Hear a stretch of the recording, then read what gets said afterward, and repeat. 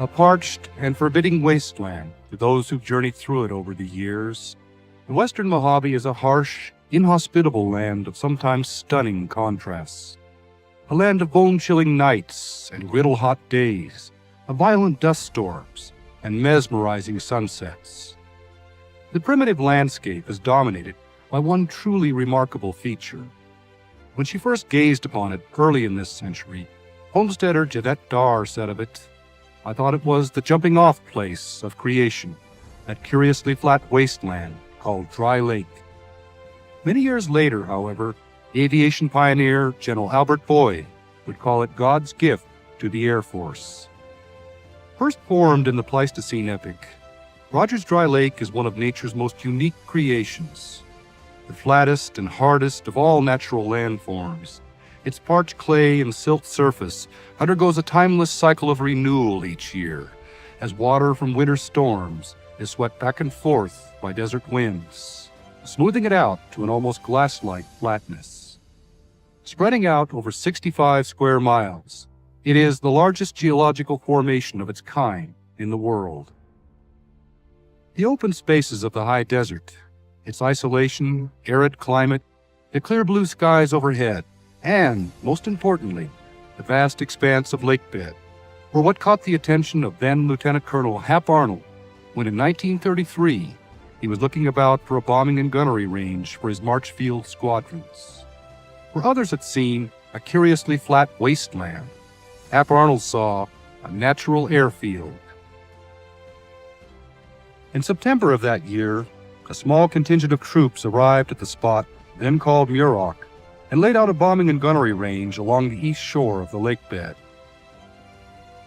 For the troops who comprised the Muroc Range Maintenance Detachment throughout the 30s, the place had little to offer. Theirs would be a tough, hard-scrabble existence, life in a primitive tent camp community, long days of back-breaking work, with few of the conveniences of civilization, and even fewer diversions to relieve the tedium of their daily routines. Their isolation seemed so complete, in fact, that among locals it came to be known as the Foreign Legion of the Army Air Corps. Their lonely exile was periodically interrupted, however, as flying units came in for training exercises. Among the first to arrive was a young captain named Ira Yeager, commander of the 95th Pursuit Squadron, and, a decade later, the entire 8th Air Force. He was followed by countless others, as the remote bombing and gunnery range more than lived up to Hap Arnold's expectations. Indeed, by 1941, Muroc had become a regular stop for the men who'd guide American air power through the perilous times ahead. By that time, though most of the range maintenance detachments still lived in tents, a new, more permanent facility was rising up across the lake there. And while training exercises proceeded, there were other activities taking place almost unnoticed, which were harbingers of things to come. John Northup had been flight testing his M1M Jeep, his first true flying wing, at Muroc since 1940. By the late fall of 1941, a primitive sled track had been built on the lake bed, where small, remotely controlled aircraft were being ground tested. Not far away, an exotic-looking, semi-tailless airplane was undergoing taxi tests. The airplane was the Curtiss Wright CW-24B, a full-scale wood and fabric flying mock-up for a proposed interceptor.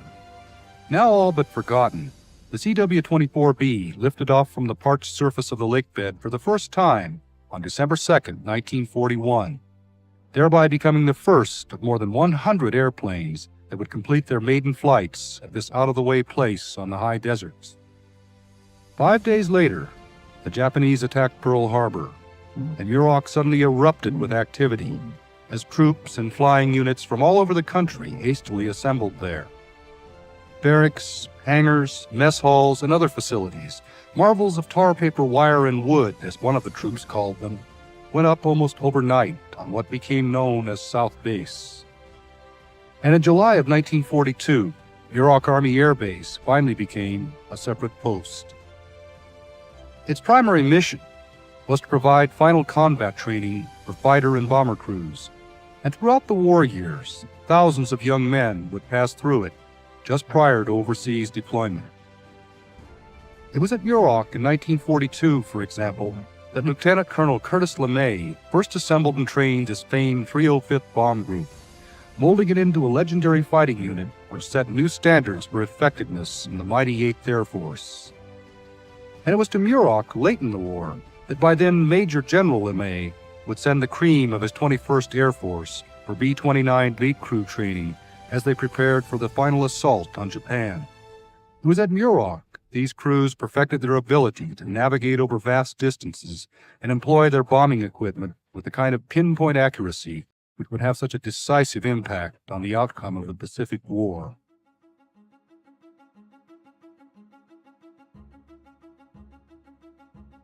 A much different type of mission had gotten underway at a restricted area just 6 miles to the north. There, at a top-secret test site, the crated pieces of a radically new type of aircraft were unloaded from boxcars on September 19, 1942, and over the next 10 days it was hastily assembled. The airplane was the Bell XP-59A Airacomet, and on October 2nd, Bell test pilot Bob Stanley launched America into the jet age as he lifted off from the lakebed. Testing continued over the next 2 years, and though the P-59 disappointingly lacked the performance of the best prop-driven fighters of the day, it nevertheless represented a start, the first of a long series of airplanes that would make the high desert base synonymous with the turbojet revolution in America. Indeed, the availability of the enormous lakebed made it almost inevitable. The development of the turbojet engine introduced a host of new problems. The new power plants were woefully underpowered, and thus the new jets required exceptionally long takeoff rolls. More critically still, the temperamental engines flamed out, and if pilots couldn't recover from engine stalls, their only hope was close proximity to a spacious airfield where they could attempt dead-stick landings. With miles and miles of available runways extending in every direction, the lakebed offered the most spacious landing field in the world. Throughout the decades ahead, it would be a welcome haven for countless pilots in distress. Thus, while the major training mission continued throughout the war, a growing number of aircraft, conventional airplanes such as the P-38 Lightning and the Lockheed Constellation, unconventional prototypes such as Northrop's XP-56 Black Bullet, purely experimental aircraft such as the N-9M, and the rocket-powered MX-324, had even captured enemy aircraft, such as the ME-163 Comet and the HE-162 Volksjäger, were also undergoing flight test evaluations at the rapidly expanding North Base facility. In January of 1944, a major milestone occurred when a new Lockheed jet-powered prototype, the XP-80, lifted off for its maiden flight. Demonstrating the truly remarkable advances that had been made in little more than a year since the XP-59's first flight. This impressive airplane was the prototype for America's first combat-worthy jet fighter, the P-80 Shooting Star. Where the P-59 had been outperformed by prop-driven fighters, the P-80 demonstrated in tests at Muroc that it could successfully attack bomber formations even when outnumbered 6-1 by the very best of the conventional fighters, and it convinced everyone that the Air Force would have to undergo a rapid transition into jet propulsion. The remarkable potential of that transition was underscored in June of 1947, when Colonel Albert Boyd returned the world speed record to America for the first time in 24 years, as he sped to more than 623 miles per hour over a course above the lakebed in a modified P-80R. It was the first of some 14 world speed records that would be set at the base over the next 18 years. But Boyd and other Air Force officials had set their sights much higher than speed records. As he stood proudly on the ramp that day, he'd already made a decision which would dramatically alter the future course of aviation and indeed aerospace history. For he'd chosen the pilot and test crew who challenged the so-called and much dreaded sound barrier. The X-1 program was the first in a long series of or experimental programs that were designed to prove or disprove concepts, to probe the most challenging unknowns of flight and solve their mysteries. It was conceived in response to a new and terrifying phenomenon which fighter pilots had first encountered during the recent war. Pushing over into steep dives, they found themselves at speeds of 500 miles per hour and into the unknown region of transonic flight, where the effects of compressibility, loss of control, and structurally devastating aerodynamic loads began to take over with often deadly consequences. The new jet engines promised even higher speeds passing through the transonic and even perhaps into the supersonic region. The critical question was, could a piloted airplane be designed and built which could survive in it?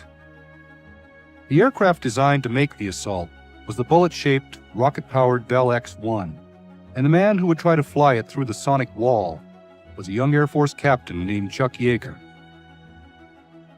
Assisted by a team from Bell and the NACA, the National Advisory Committee for Aeronautics, he and project engineer Captain Jackie Ridley had a lot on their minds as Yeager edged his way cautiously toward Mach 1 throughout the fall of 1947. Military test pilots at that time didn't get many opportunities to fly such hazardous, experimental programs. Thus he felt he had a lot to prove as the B-29 lifted off for his 9th powered flight on the morning of October 14th. He'd already flown out to Mach 0.997, just a hair's breadth away from the sonic wall, and yet what lay ahead was still a mystery, and there were still many who thought that what he was attempting was tantamount to suicide. At 20,000 feet, the X-1 was released. Igniting the chambers of his rocket engine, Yeager began to climb. Then, at 43,000 feet, the X-1 shot through the sound barrier and remained supersonic for about 20 seconds. The sharp double crack of his sonic boom that morning signaled the dawn of a remarkable era during which a high desert outpost called Muroc would become identified with the most daring concepts in aviation. And it triggered a series of events which would ultimately vault man beyond the atmosphere and into space.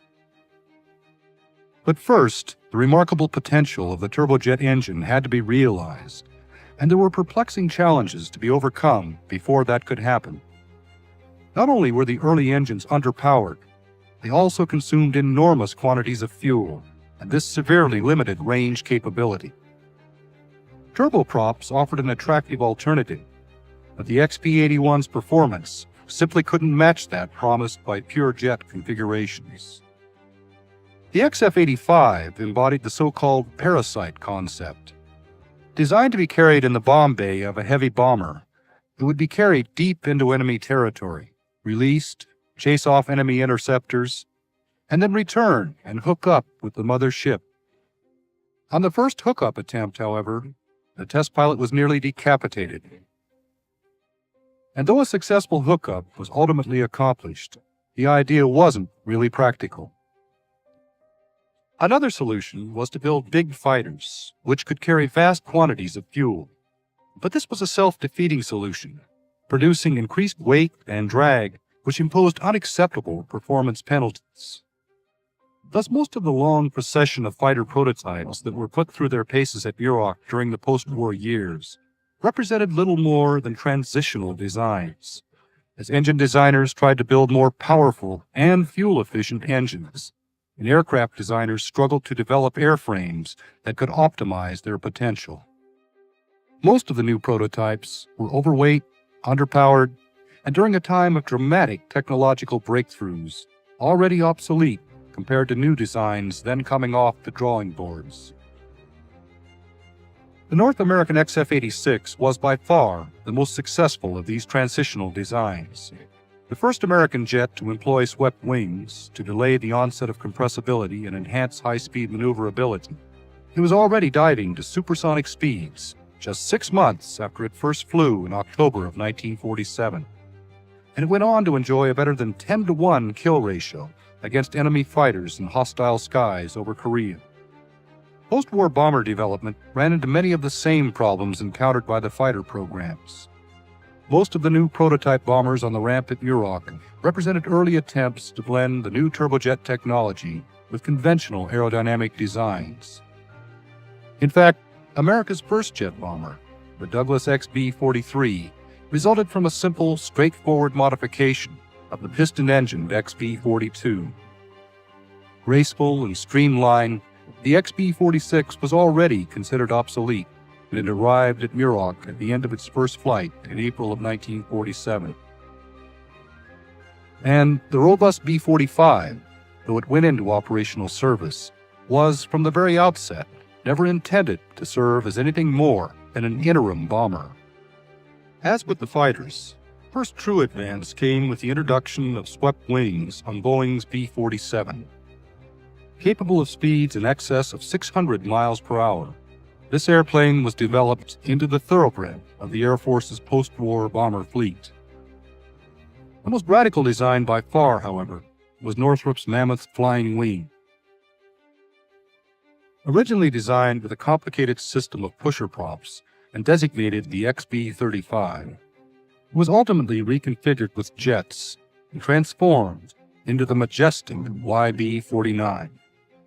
The culmination of Northrop's attempts to build a pure flying wing, it represented a bold leap into the future, which those who saw it knifing its way through the skies over Muroc would never forget. One of its test pilots was a young Californian named Captain Glenn Edwards. Along with Major Dan Forbes, he was flying one of the prototypes in June of 1948 when it broke apart in the sky northwest of the base. All 5 crew members were lost. In December of 1949, Muroc Air Force Base was renamed in honor of the young test pilot. As the base entered the 50s, the tempo increased dramatically. A wide variety of new types and models of aircraft appeared on the flight line every year, as Edwards became known as the place where the rubber meets the ramp. It had long since become the de facto center of American flight research, and in June of 1951, that status was finally recognized officially as the base was designated the U.S. Air Force Flight Test Center, and a $120 million master plan was implemented to build an entirely new main base complex north of the existing facility. But the mission went far beyond flight testing. At the north end of the lake bed, tests were being run on a 2,000-foot deceleration track, where Colonel John Stapp and his team of aeromedical researchers were studying the human body's tolerance for G-forces and developing safety equipment that would save countless lives. Using himself as a test subject, Stapp ultimately proved that when properly restrained, the human body is amazingly resilient, as he went on to survive a 45G deceleration. The world's fastest railroad was in operation at the south end of the lake bed, likened to an outdoor wind tunnel because everything, airfoils and aerodynamic shapes to ejection systems and other aircraft components, could be tested in real-world conditions. The 10,000-foot high-speed sled track permitted speeds of more than 1,500 miles per hour. While the rocket sleds blistered across the flatlands below, another, much different enterprise was getting underway, high on a granite ridge overlooking the lake bed. At the Air Force's captive missile test site, the ground quaked to the massive roar of the rocket engines that would begin to launch America into the space age. Back in the 30s and 40s, men had come to Muroc to train for combat. In the early 50s, they started coming to train as test pilots. By the time the Air Force's Experimental Test Pilot School moved from Wright-Patterson Air Force Base to Edwards in 1951, the role of the test pilot had undergone a radical change from the pre-jet era. The job had always required exceptional precision flying skills, keen powers of observation, coolness under pressure, and the ability to fly a mission exactly as planned. But the young pilots of the 50s faced a much more complex situation. The arrival of the jet engine, along with an incredible proliferation of onboard systems, had greatly magnified the difficulties inherent in the job. In addition to new problems of stability and control, the high-speed envelope left a much smaller margin for error. The amount of time in which to make critical decisions was dramatically compressed, and the ever-increasing complexity of the aircraft gave test pilots a lot more to think about. Thus, in addition to exceptional flying skills, applicants to the school now had to have solid engineering backgrounds. And once they entered, they were subjected to an increasingly rigorous academic curriculum before they got the opportunity to learn the intricacies of performance testing, where they had to learn to control airspeed to the nearest knot and hold their altitude at extraordinarily precise levels, to define how far, how fast, and how efficiently an airplane could fly. They went on to learn how to evaluate the subtle nuances of aircraft stability and control, and the often breathtaking intangibles of spin testing, where they had to learn the art of dispassionate data collection while gyrating and plummeting toward an onrushing lake bed. There was no dearth of qualified applicants, because by the early 50s, a whole mystique had grown up about Edwards. It had become a mecca for the very best. Men like Yeager, Tony LeVere, Bob Hoover, Bill Bridgman, Scott Crossfield, Pete Everest, and Fitz Fulton. In an age fascinated by higher, faster, farther, these men won worldwide acclaim. A great many others, who also, day after day, rode on the cutting edge of calamity, didn't. But they came nevertheless, because if it was new, if it was fast, if it was unconventional, it was at Edwards, and it was there that they could pit their skills against the very best among their peers. Then as now, test pilots were intensely competitive. If not always cocky, they were supremely self-confident. They had to be. And they were courageous. They were also disciplined and cautious, always methodically calculating the odds. They were not careless. They couldn't afford to be. There wasn't any margin for error in their business. Knowledge and careful preparation were survival tools. The popular image of the devil-may-care test pilot, raising hell all night and breaking records the next morning, was largely a fiction of tabloid journalism. As Chuck Yeager once so aptly put it, "You can't hoot with the owls all night and fly with the eagles all day. It just don't work that way." But competitive? Yes. By late 1953, the NACA's Scott Crossfield had already taken the Navy's D-558 Phase II Douglas skyrocket out to Mach 1.96. Pretty good for an airplane which hadn't been designed to fly that fast. But he wanted that next magic number, Mach 2, and he knew that just down the flight line, Yeager was preparing to fly the X-1A, which had been designed to easily exceed that speed.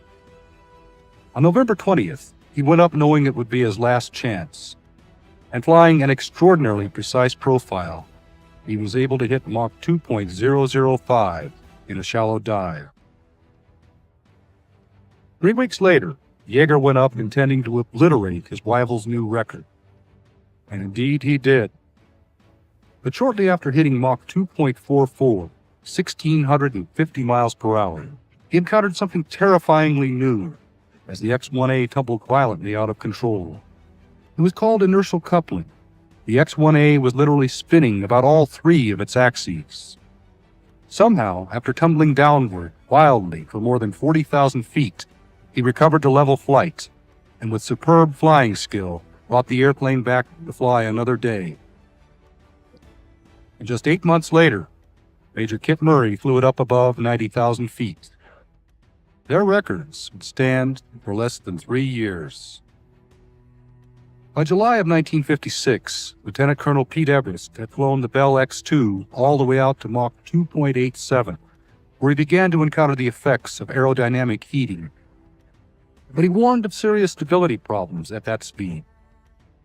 Then, in early September, Captain Ivan Kinchlow claimed a new altitude mark as he climbed above 126,000 feet.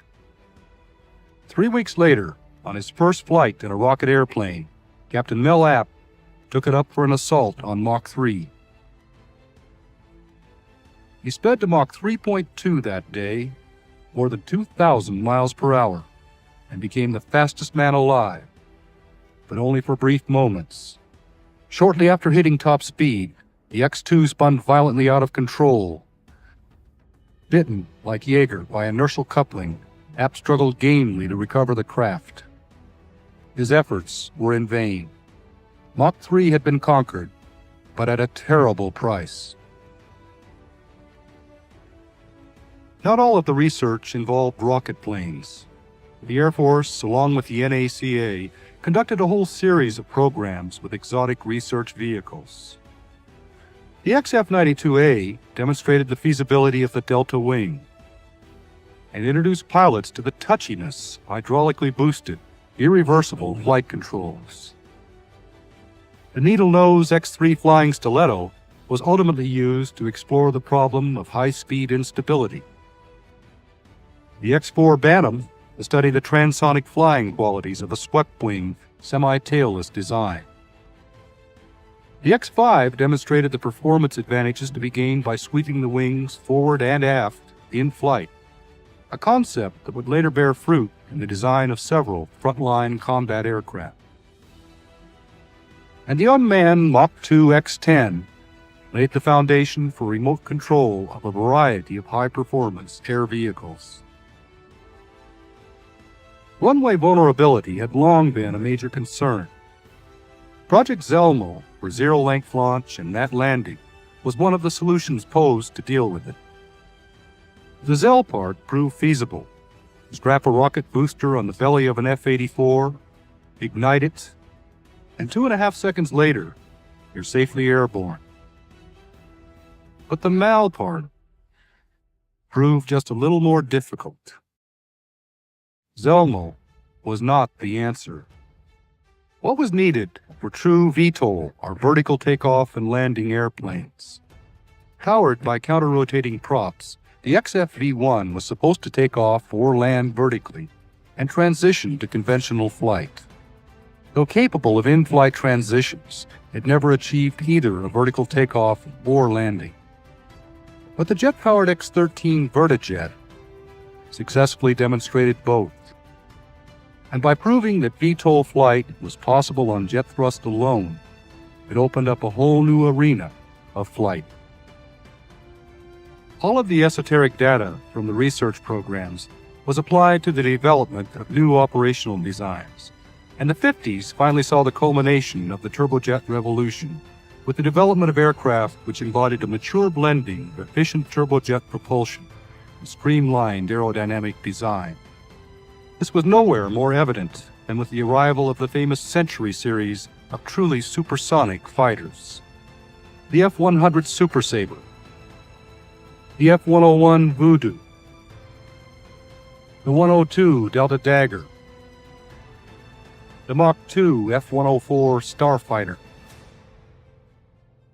F-105 Thunder Chief, later known more simply as the Thud, F-106 Delta Dart, hailed as the ultimate interceptor, and the F-107 Ultra Sabre, the only Century fighter not to go into operational service. These truly spectacular airplanes defined the basic speed and altitude envelopes for fighters for the rest of the century. And yet each of them also arrived at Edwards with critical flaws, which required years of patient effort to eliminate. But of course, that's always been the purpose, like testing. High-performance fighters were only part of the story. Test pilots and engineers refined the capabilities of everything, from a new turboprop heavy freighter, the C-133, to the extremely agile and versatile C-130, a classic design which would become the model for tactical transports, and the first jet-powered tanker, KC-135, which would remain in service until well into the next century, as well as a new, truly intercontinental strategic bomber, the YB-52, which would provide the safety net of nuclear deterrence for more than a generation. And, by the end of the decade, the sleek B-58 Hustler, the Delta Wing bomber, which would establish some speed and time to climb records which still have yet to be broken.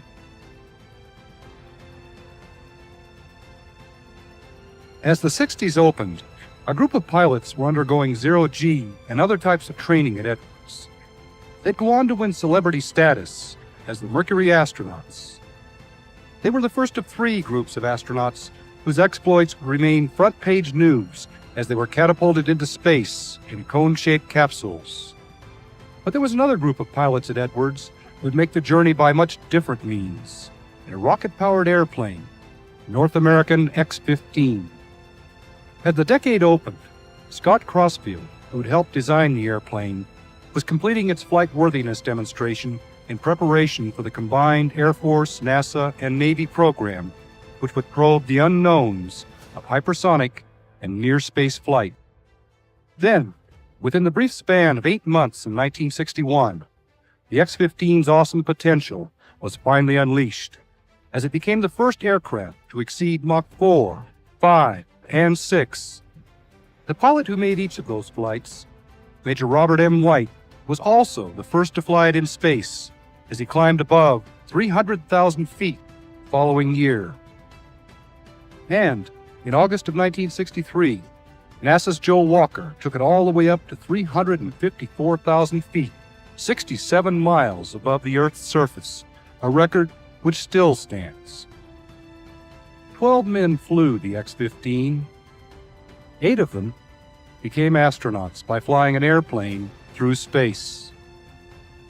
And one of them would go on to become the first man to set foot on the moon. But the program wasn't free of incident. In November of 1962, for example, NASA's Jack McKay lost power shortly after launch and was forced to attempt an emergency landing on Mud Lake in Nevada with nearly full fuel tanks and without landing flaps. At touchdown, the left gear failed.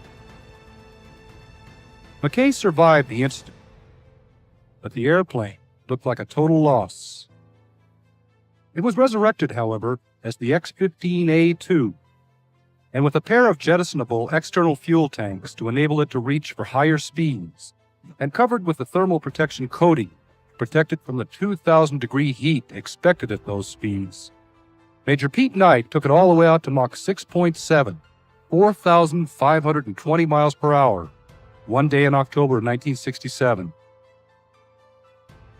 But at a speed more than twice that of a .50 caliber bullet, the thermal protection failed, permitting torch-like hypersonic air to incinerate parts of the ventral tail.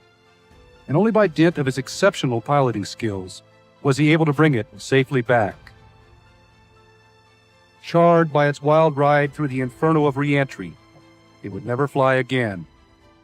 And Pete Knight's record still remains the highest speed at which any man has ever flown in an airplane. As the pace of the space program gained momentum, there were all kinds of related activities at Edwards. At the NASA facility, for instance, they were testing an ungainly-looking machine, which symbolized one of man's greatest aspirations, the Lunar Landing Research Vehicle. And at the Test Pilot School, renamed the Aerospace Research Pilot School, students were now introduced to such arcane subjects as thermodynamics, orbital mechanics, and bioastronautics, and given training in a wide variety of machines designed to simulate various spaceflight conditions. The training they received served them well, and a great many of them, like Jim McDivitt, Frank Borman, and Michael Collins, would go on to make their marks in space. Spaceflight captured the nation's imagination, but the Flight Test Center was still in business to evaluate airplanes. A new supersonic trainer, the T-38 Talon. A rugged new fighter, the F-4 Phantom II, which went on to become a mainstay of the Tactical Air Command. A pair of new transports, the C-141 Starlifter, and its big brother, the gargantuan C-5A Galaxy. And a new Mach 2 fighter bomber, the swing-winged F-111. While those who tested these airplanes didn't get much publicity, their work could be every bit as thrilling as a Mach 5 re-entry in the X-15. Okay, it's spinning. That's a spin. Okay, it's a spin. Yeah. Okay, now go ahead. It looks like a standard right. Yeah. Opposite rudder. Full rudder. Recording some of the full. Okay. Wait a minute. Keep the stick forward. Stick it forward. 24. Going back into the pin, I think. Yeah, I think it is. All right. 22, deploy the spin chute. Now it's recovered. You got it. Deploy spin chute. The spin chute Shoot came off. Shoot came off. 18 down. You got it. Shoot failed. You got it. 16. Get out, Pete. 14. Eject.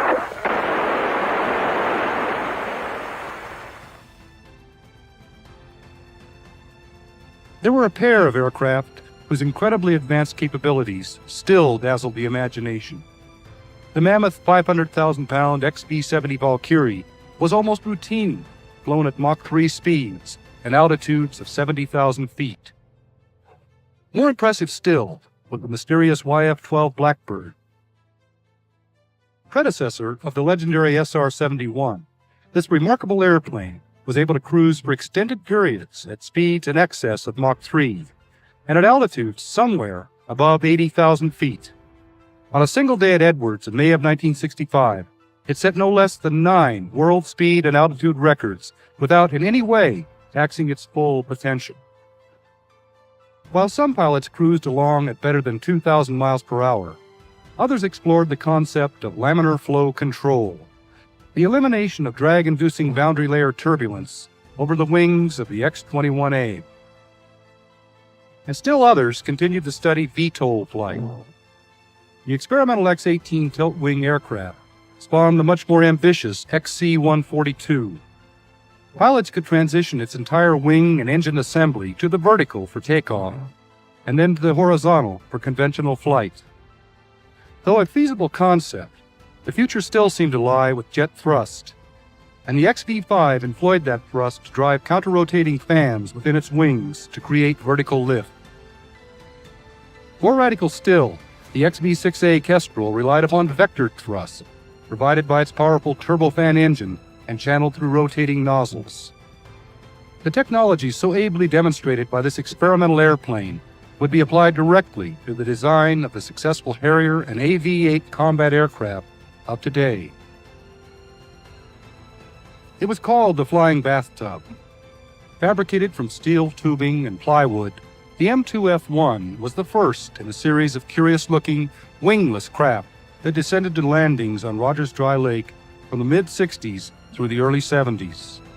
They were called lifting bodies, and subsequent designs, such as the M2F-2, HL-10, X-24A, and X-24B, were all metal and rocket-powered. They were used to determine whether or not, through the use of energy management techniques, these low lift-to-drag shapes could make precision landings after high-speed, unpowered, gliding descents from high altitudes.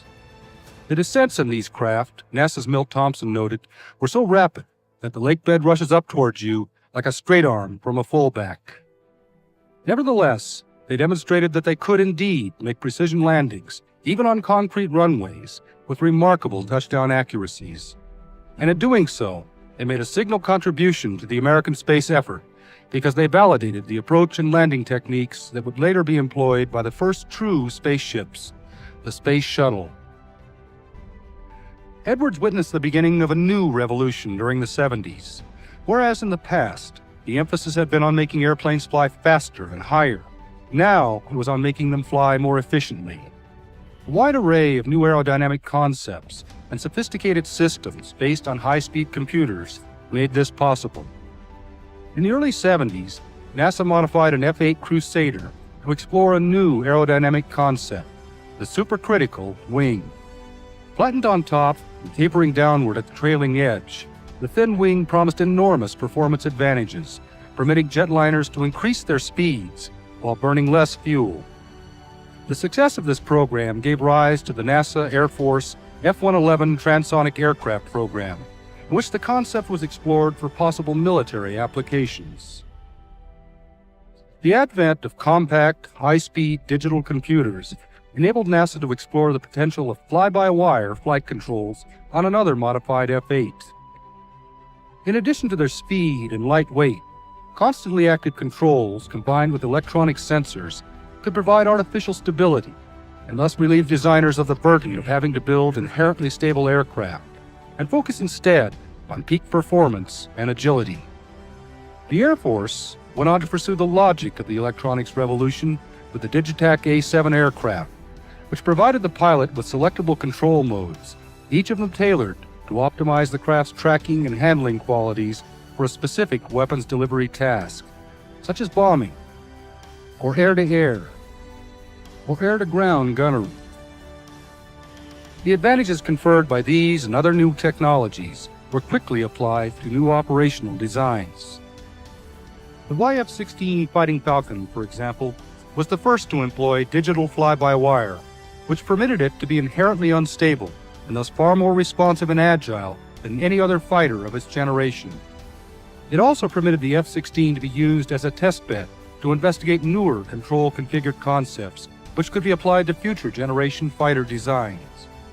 While the YF-16 had bested the twin-engine YF-17 in the Air Force's competition for a lightweight fighter, the YF-17, impressive in its own right, would ultimately be developed into the Navy's very successful FA-18 Hornet. Dramatic breakthroughs in metallurgy and propulsion technology permitted the new F-15 Eagle to be configured with engines whose thrust, for the first time, exceeded the aircraft's weight.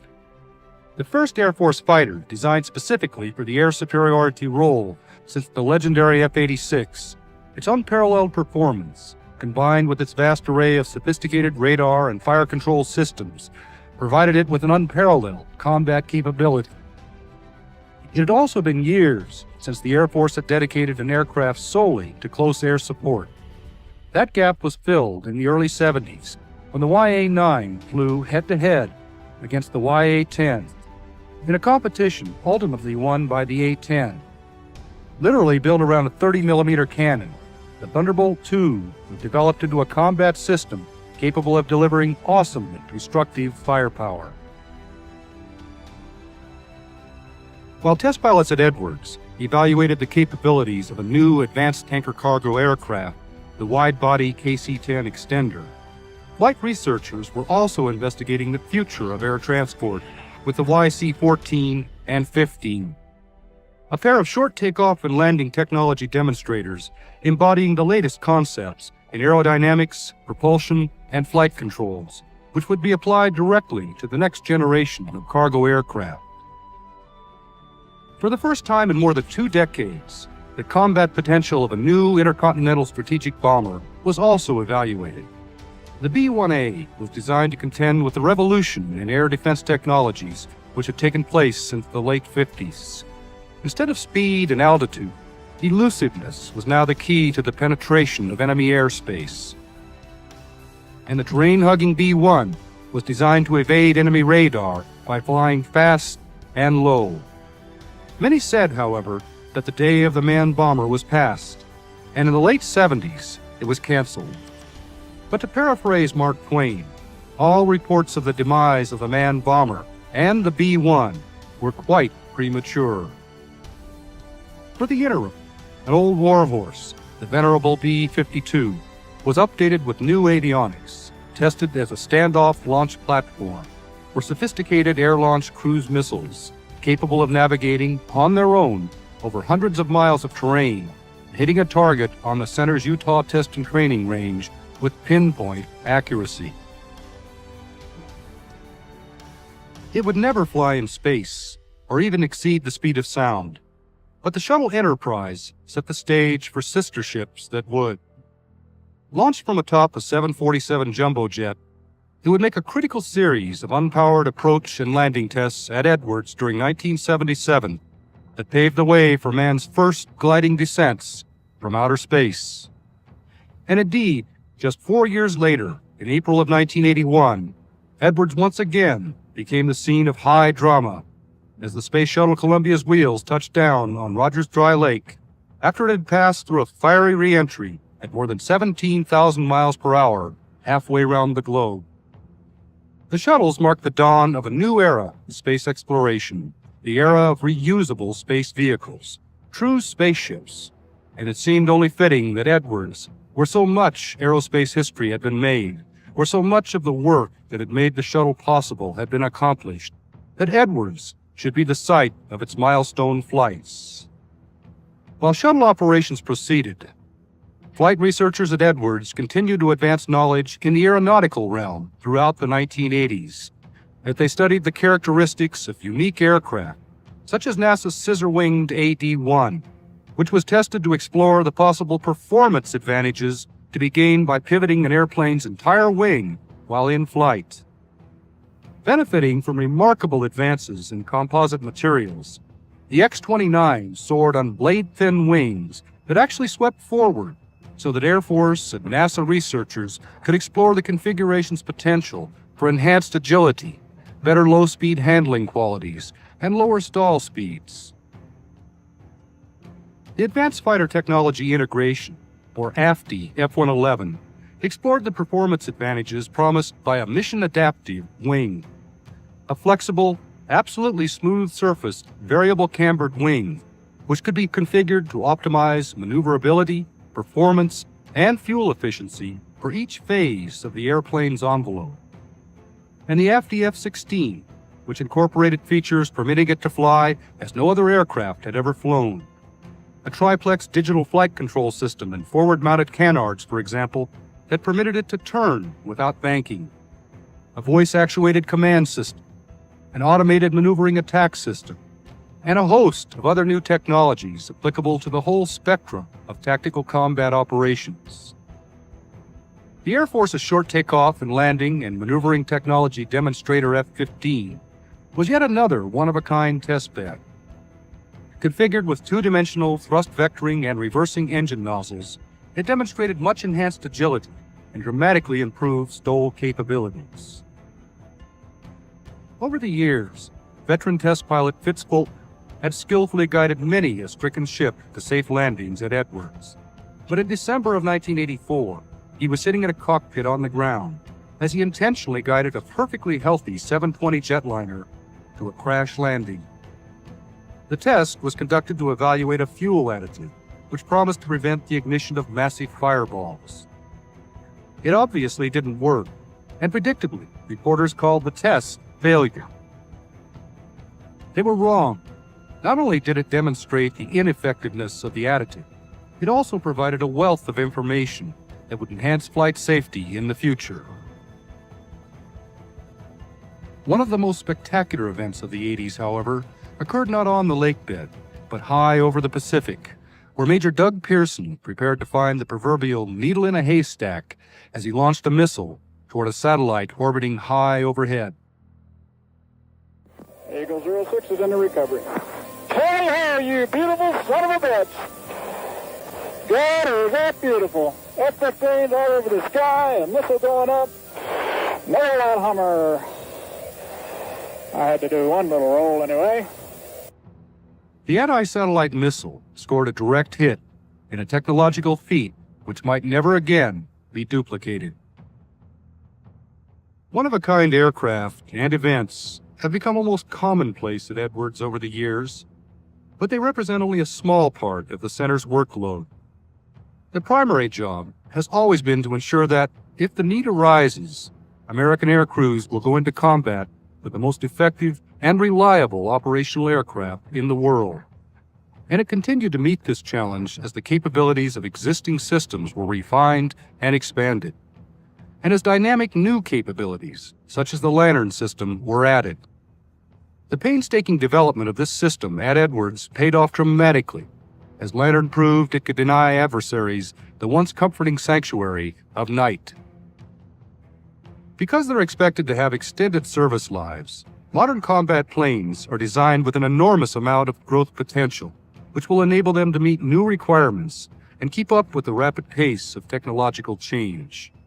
The modified F-16XL, for example, was proposed to meet a new requirement for a fighter combining air-to-air and interdiction capabilities.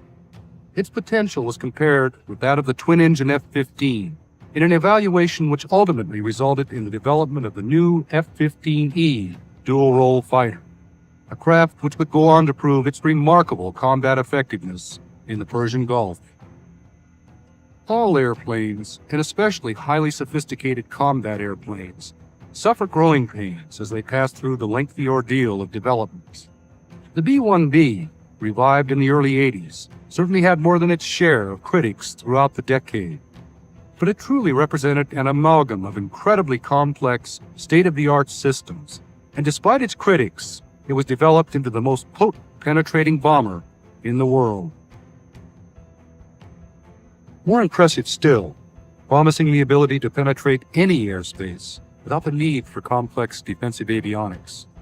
The B-2 Advanced Technology Bomber was the first giant flying wing to soar over the base 4 decades.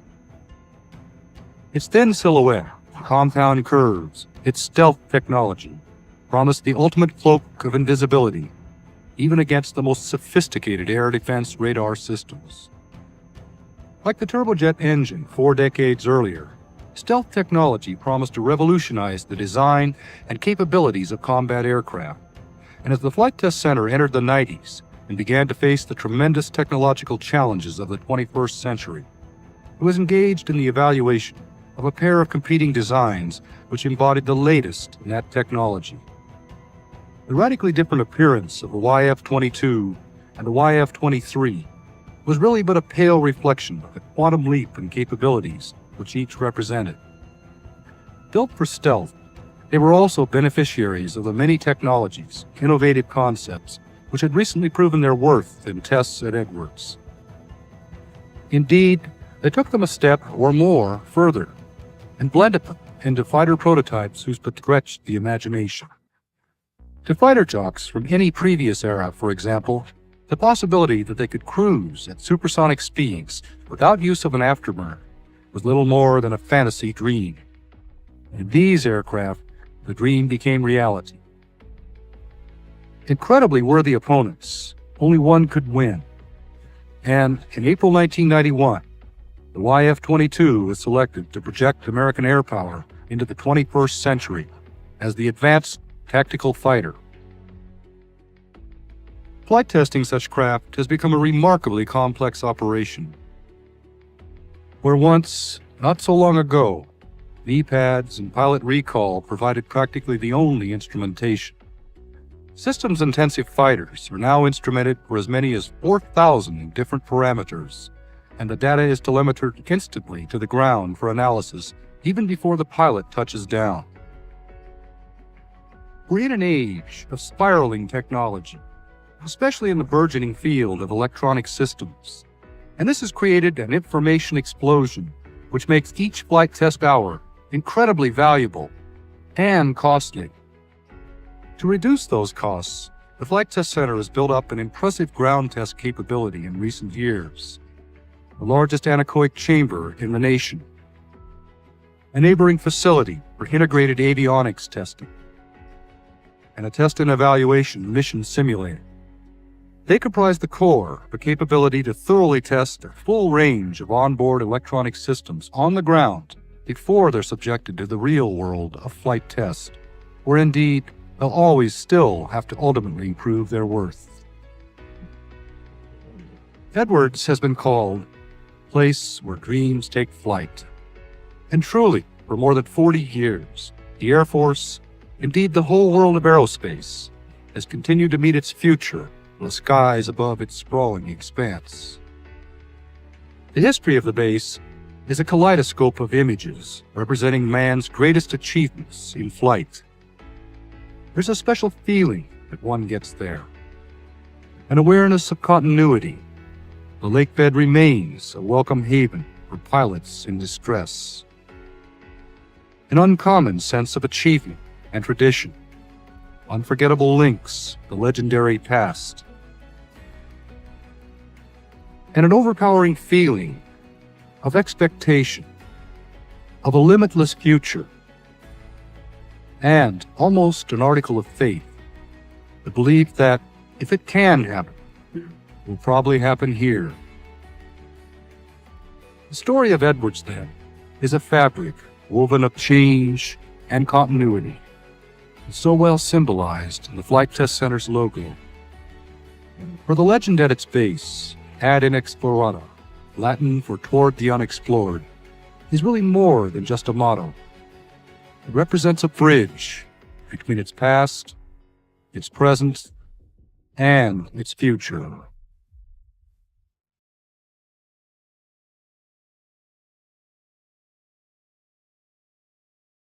The X-15, designed to be purely and simply a research vehicle to provide aerodynamic, flight dynamic, and structural response data for use in the development of future manned hypersonic vehicles such as the Space Shuttle. No hypersonic wind tunnels, past or present, can provide accurate data for the design of a full-scale hypersonic airplane. The frontiers of flight today are the same as they were in the 1950s, the exploration of hypersonic flight. The X-15 will ultimately be viewed as the Wright Flyer of hypersonic airplanes. The X-15 flew to speeds and altitudes never previously achieved by winged vehicles. On the crisp, clear morning of November 9, 1961, a prospector working any of the many small mining claims in the bleak country around Muroc Lake would have noticed a telltale broad white contrail signaling the approach of a strange formation of aircraft. If his eyesight was particularly acute, he might have discerned a giant Boeing NB-52B Stratofortress arrowing through Nevada's dark blue sky, flanked by two sleek little fighters, a North American F-100 Super Sabre and a Lockheed F-104 Starfighter. As he watched, he might have seen a long black dart drop from the B-52, followed by the sudden boom and crackling rumble of an igniting rocket engine. Boosted by 60,000 pounds of thrust, it let the head of the big bomber and its chase planes, accelerating upwards as it burned a ton of anhydrous ammonia and liquid oxygen every 12 seconds.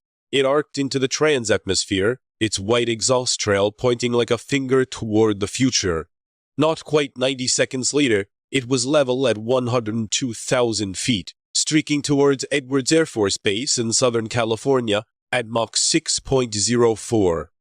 Air Force test pilot Major Robert White had just become the first man to take an airplane to Mach 6, 6 times the speed of sound, flying the second of 3 North American Aviation X-15 research airplanes. Slightly less than 8 minutes and 200 miles later, trailed by another F-104 chase plane, the X-15, its propellants exhausted and now the world's fastest glider, dropped into a steep curve to a landing flare and touchdown on runway 18, marked out on the hard-baked clay of Rogers Dry Lake, the world's largest natural landing site.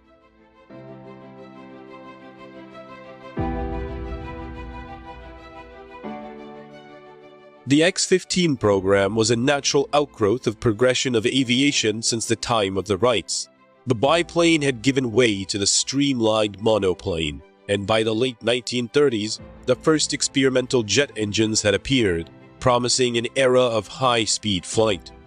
But as an airplane flew closer to the speed of sound, it encountered compressibility, the bunching up of air around it as it neared Mach 1, causing high drag, buffeting, changes in structural loads, and even loss of control and in-flight breakups.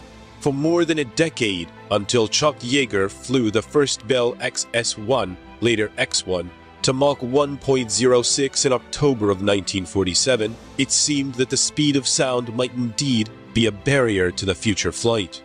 Afterward, aviation accelerated rapidly into the supersonic era.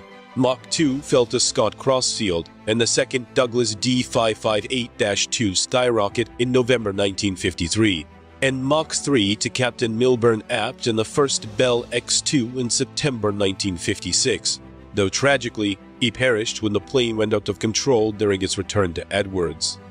By the time of Apt's death, the X-15 program was well underway.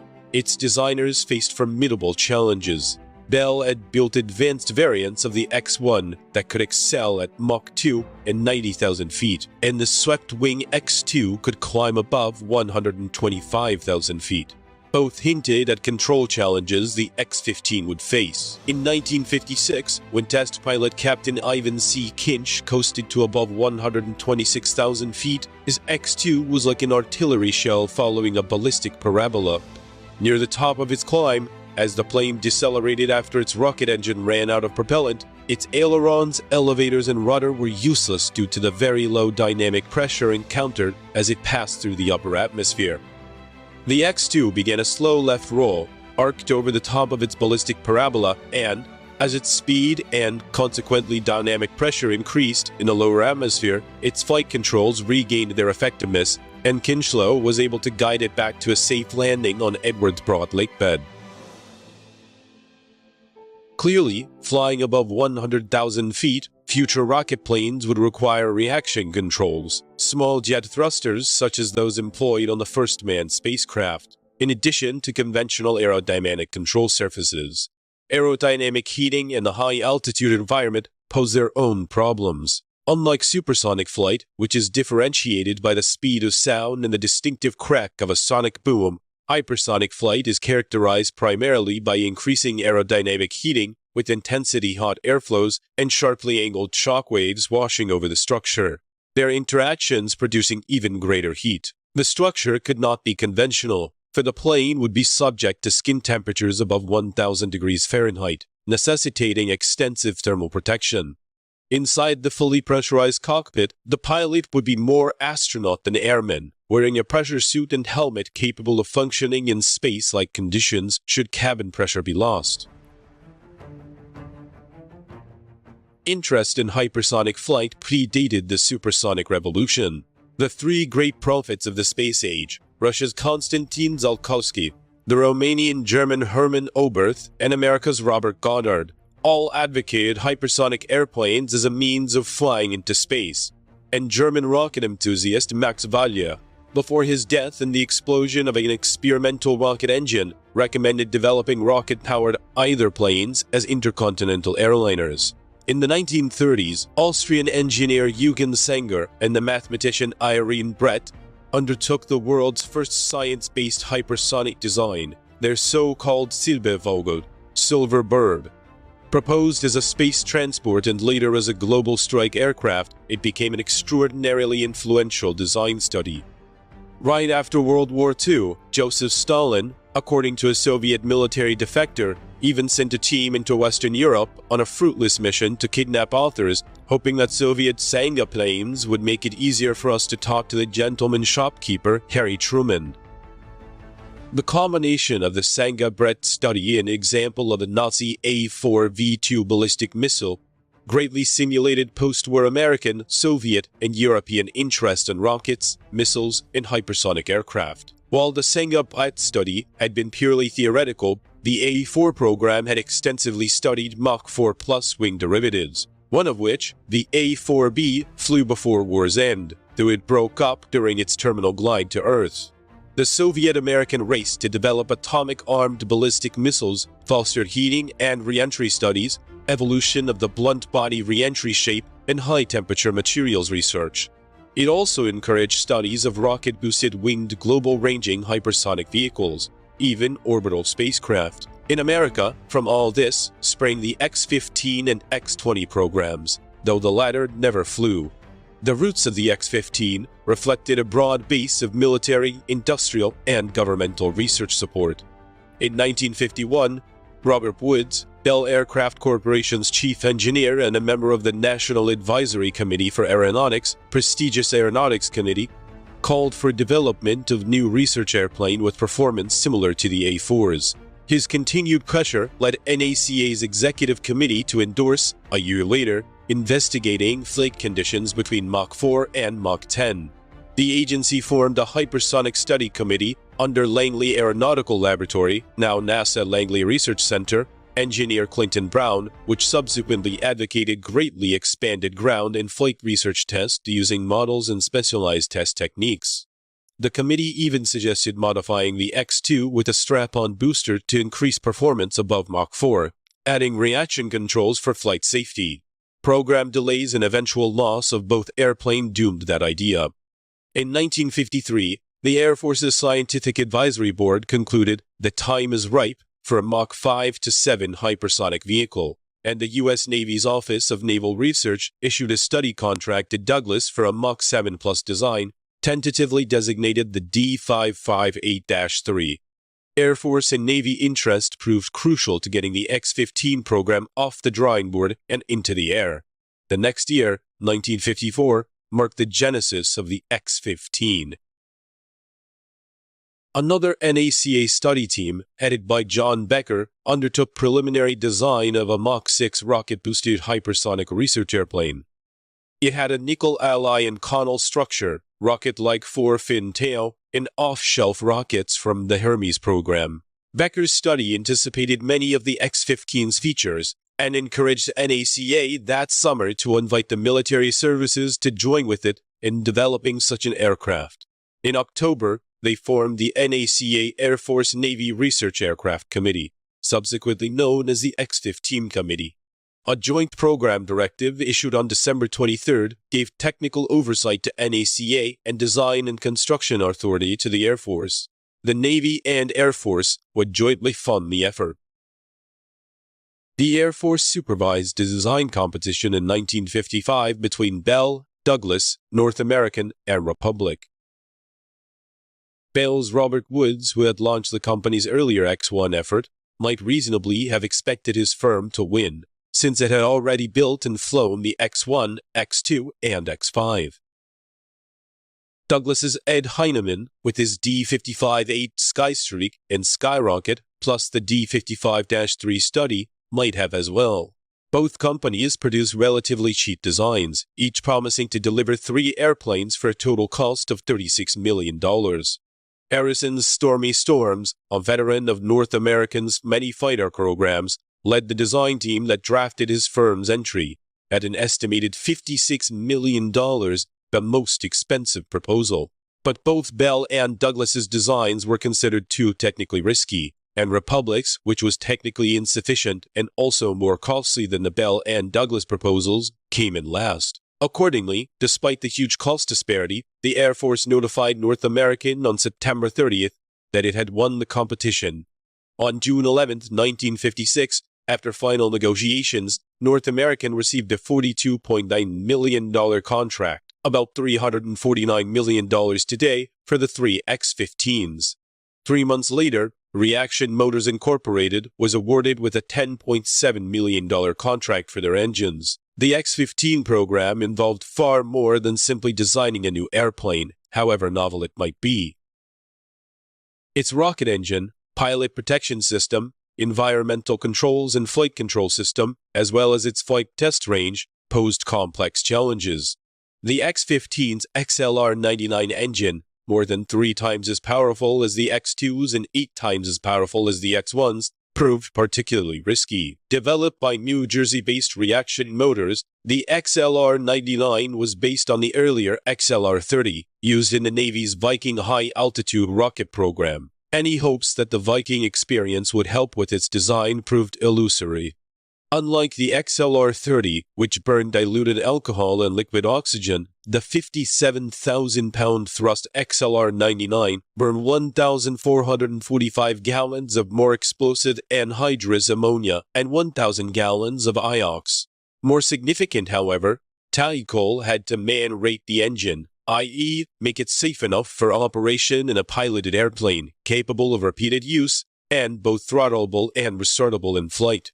This was not easy to achieve, particularly as its high-speed turbopump, a potential source of disaster, fed the engine propellants at a rate of 167 pounds per second. Eventually, the XLR-99 became a reliable power plant with a rated operational life of about 1 hour, about 40 flights before requiring overhaul.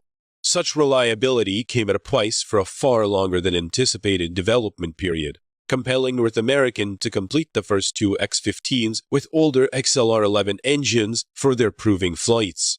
The X-15 required a complex flight control system, a conventional fighter-like stick controlled an all-moving tail that furnished pitch and roll control, but was used only during approach and landing.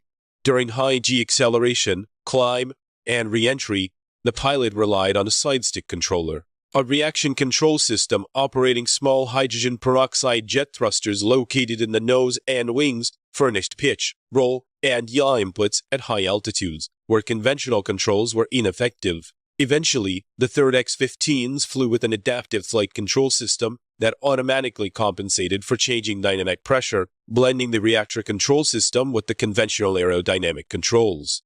Since the X-15 was technically a boost glider, once it exhausted its propellants, the pilot had to carefully manage his energy to ensure he could reach Rogers Dry Lake. To help him in doing this, the X-15 would always be flown so that it had excess energy at burnout, which the pilot could use as bleed-off using large pedal-like speed brakes installed in the side of a massive dorsal and ventral fins. Unlike earlier rocket-powered aircraft that flew near Edwards AFB, the X-15 demanded a special flight test corridor, dubbed the High Range, running roughly 480 miles from Wendover, Utah, southwest to Edwards. Crossing multiple mountain ranges in the stark southwestern desert, the High Range was itself a notable technical accomplishment, foreshadowing the manned spacecraft tracking network NASA established for Project Mercury several years later. NASA furnished 2 tracking stations at Ely and Beatty, Nevada, as well as at Edwards. Furthermore, unlike research airplanes, the X-15 required a complex flight simulator to train pilots and undertake mission planning and rehearsal. The simulator was updated using data required during X-15 flights, with pilots typically spending 40 to 50 hours in it before undertaking the 10 to 12-minute flight. When the program commenced, it was hoped the X-15 might be flying by the end of 1957. Due to the complexity of its design and technical challenges involved, however, test flights did not begin until 1959. In the interim, NASA and the Air Force supported the X-15 development effort with extensive wind tunnel and free flight ballistic tunnel testing, evaluated reaction controls on ground simulator rigs and on modified research airplanes including the Bell X-1B and F-104, and undertook extensive simulation studies to prepare for the crucial challenges faced by a hypersonic rocket plane having, for its first time, the lowest lift-to-drag ratio ever flown on a piloted aircraft. In October 1957, Sputnik had seized the public imagination, and the national debate over American science and technology that followed, NACA had given way to the space-focused NASA. Now the X-15 took on greater urgency and visibility as a symbol of America's progression into space. Vice President Richard Nixon presided over its rollout at North American's Los Angeles facility on October 15, 1958, a year after the Soviet satellite ushered in the new space age. It was a remarkable-looking aircraft, burnished metallic black, with thin wings and horizontal tail surfaces, and, because of the directional stability requirements of high supersonic and hypersonic flight, large meat cleaver dorsal and ventral vertical fins, the lower half of the ventral surface jettisonable during landing approach so that the X-15's landing skids could be a reasonable size. Although planners had originally thought the X-15 would use a modified Convair B-36 as a mothership, the retirement of the B-36 and the availability of the more powerful and capable B-52A led to its substitution for Convair's giant intercontinental bomber.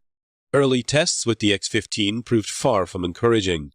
Piloted by North American test pilot Scott Crossfield, who had been so dedicated to the project that, as it began, he left NACA for North American, the first X-15 AF-56-6670 made its maiden captive flight on March 10, 1959, followed by its first glide flight on June 8. During the landing approach, Crossfield encountered serious longitudinal control problems that pushed his piloting skills to the limit, necessitating adjustments to the boosted flight control system. The second X-15, AF-56-6671, made the type's first powered flight on September 17th. Propelled by 2 XLR-11 engines, it reached Mach 2.11 at 52,341 feet.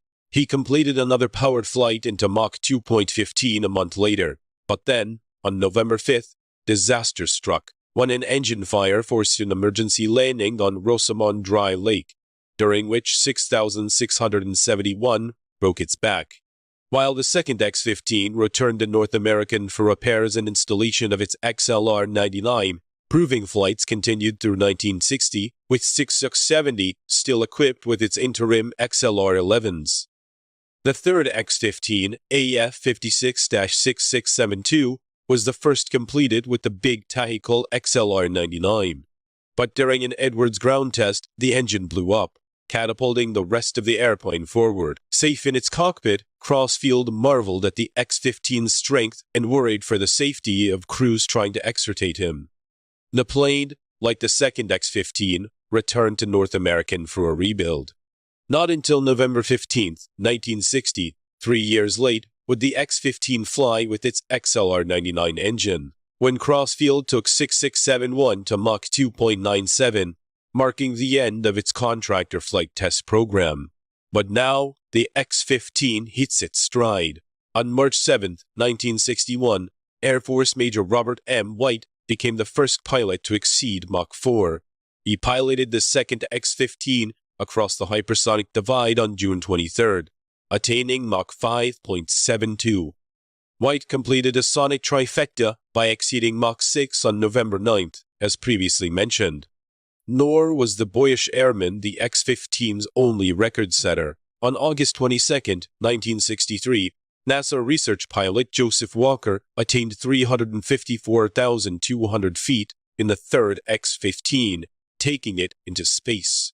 Marring this was a serious landing accident on November 9, 1962, that virtually destroyed the second X-15 and seriously injured NASA pilots Jack McKay, when an engine failure necessitated a heavyweight emergency landing on Mutt Lake. 6671's skid landing gear collapsed.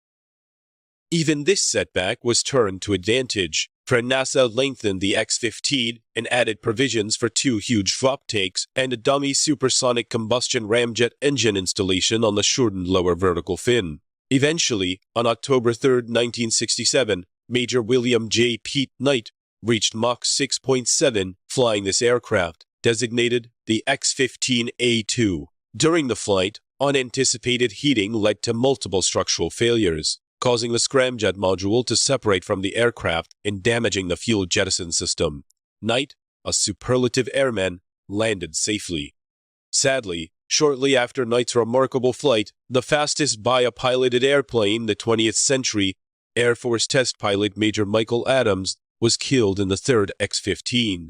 On November 15, 1967, during a high-altitude flight, it entered a Mach 5 plus spin, and it broke well above Mach 4 during an inverted dive into the lower atmosphere. The accident stemmed from a fatal combustion of instrumentation and control systems failures, plus human factors.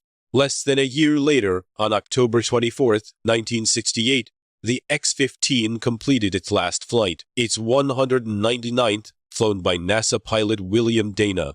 NASA attempted a 200th flight on December 20th, but Edward was untypically swathed in snow. Planners took it as an omen and simply retired the craft. The first X-15 went to the National Air and Space Museum, where it may be seen in the Milestones of Flight Gallery, and the second, the fastest airplane of the 20th century, to the National Museum of the U.S. Air Force.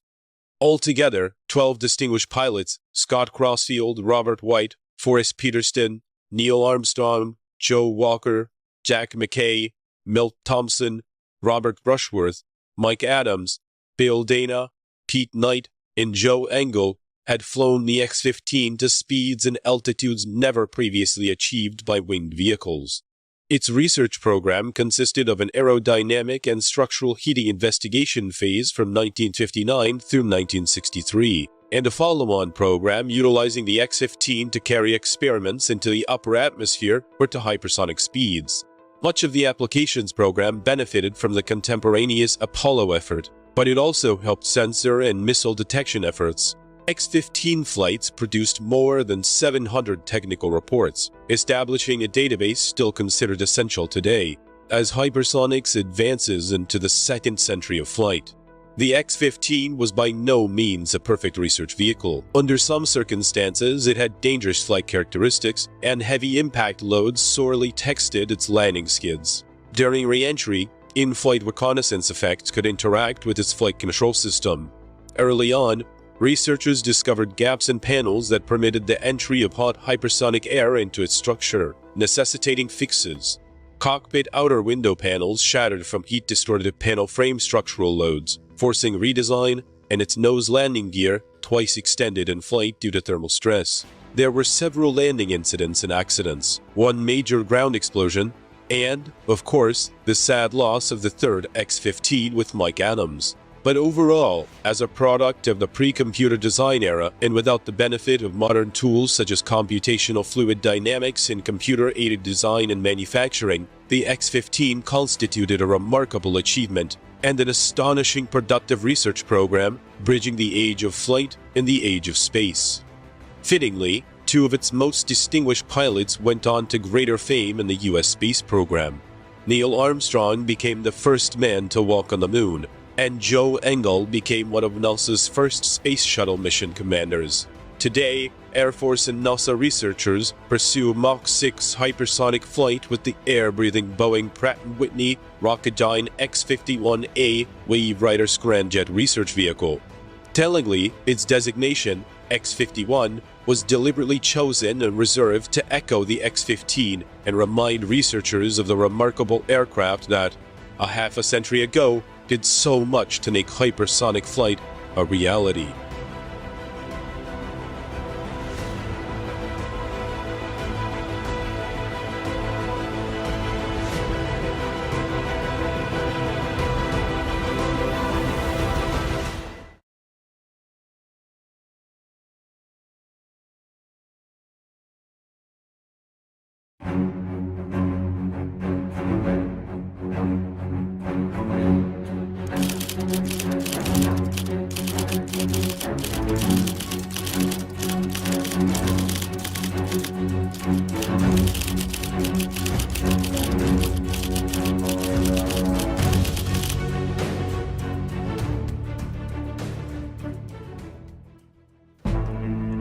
He decided he wanted to design aircraft when he was 12 years old after reading Tom Swift and his airplane. He designed his first plane before he'd ever seen one in person. When he first applied for a job at Lockheed, the company turned him down flat. He got his master's degree in aeronautical engineering and returned and was rewarded for his persistence with an $83 a month job as a tool designer. By the time his career at Lockheed ended 47 years later, he had built the most important aircraft research and design facility in the world. There, in Lockheed's legendary Skunk Works, he and the team he led revolutionized aviation. For 30 years, it was impossible to see a significant display of American aircraft without seeing something Kelly Johnson had designed.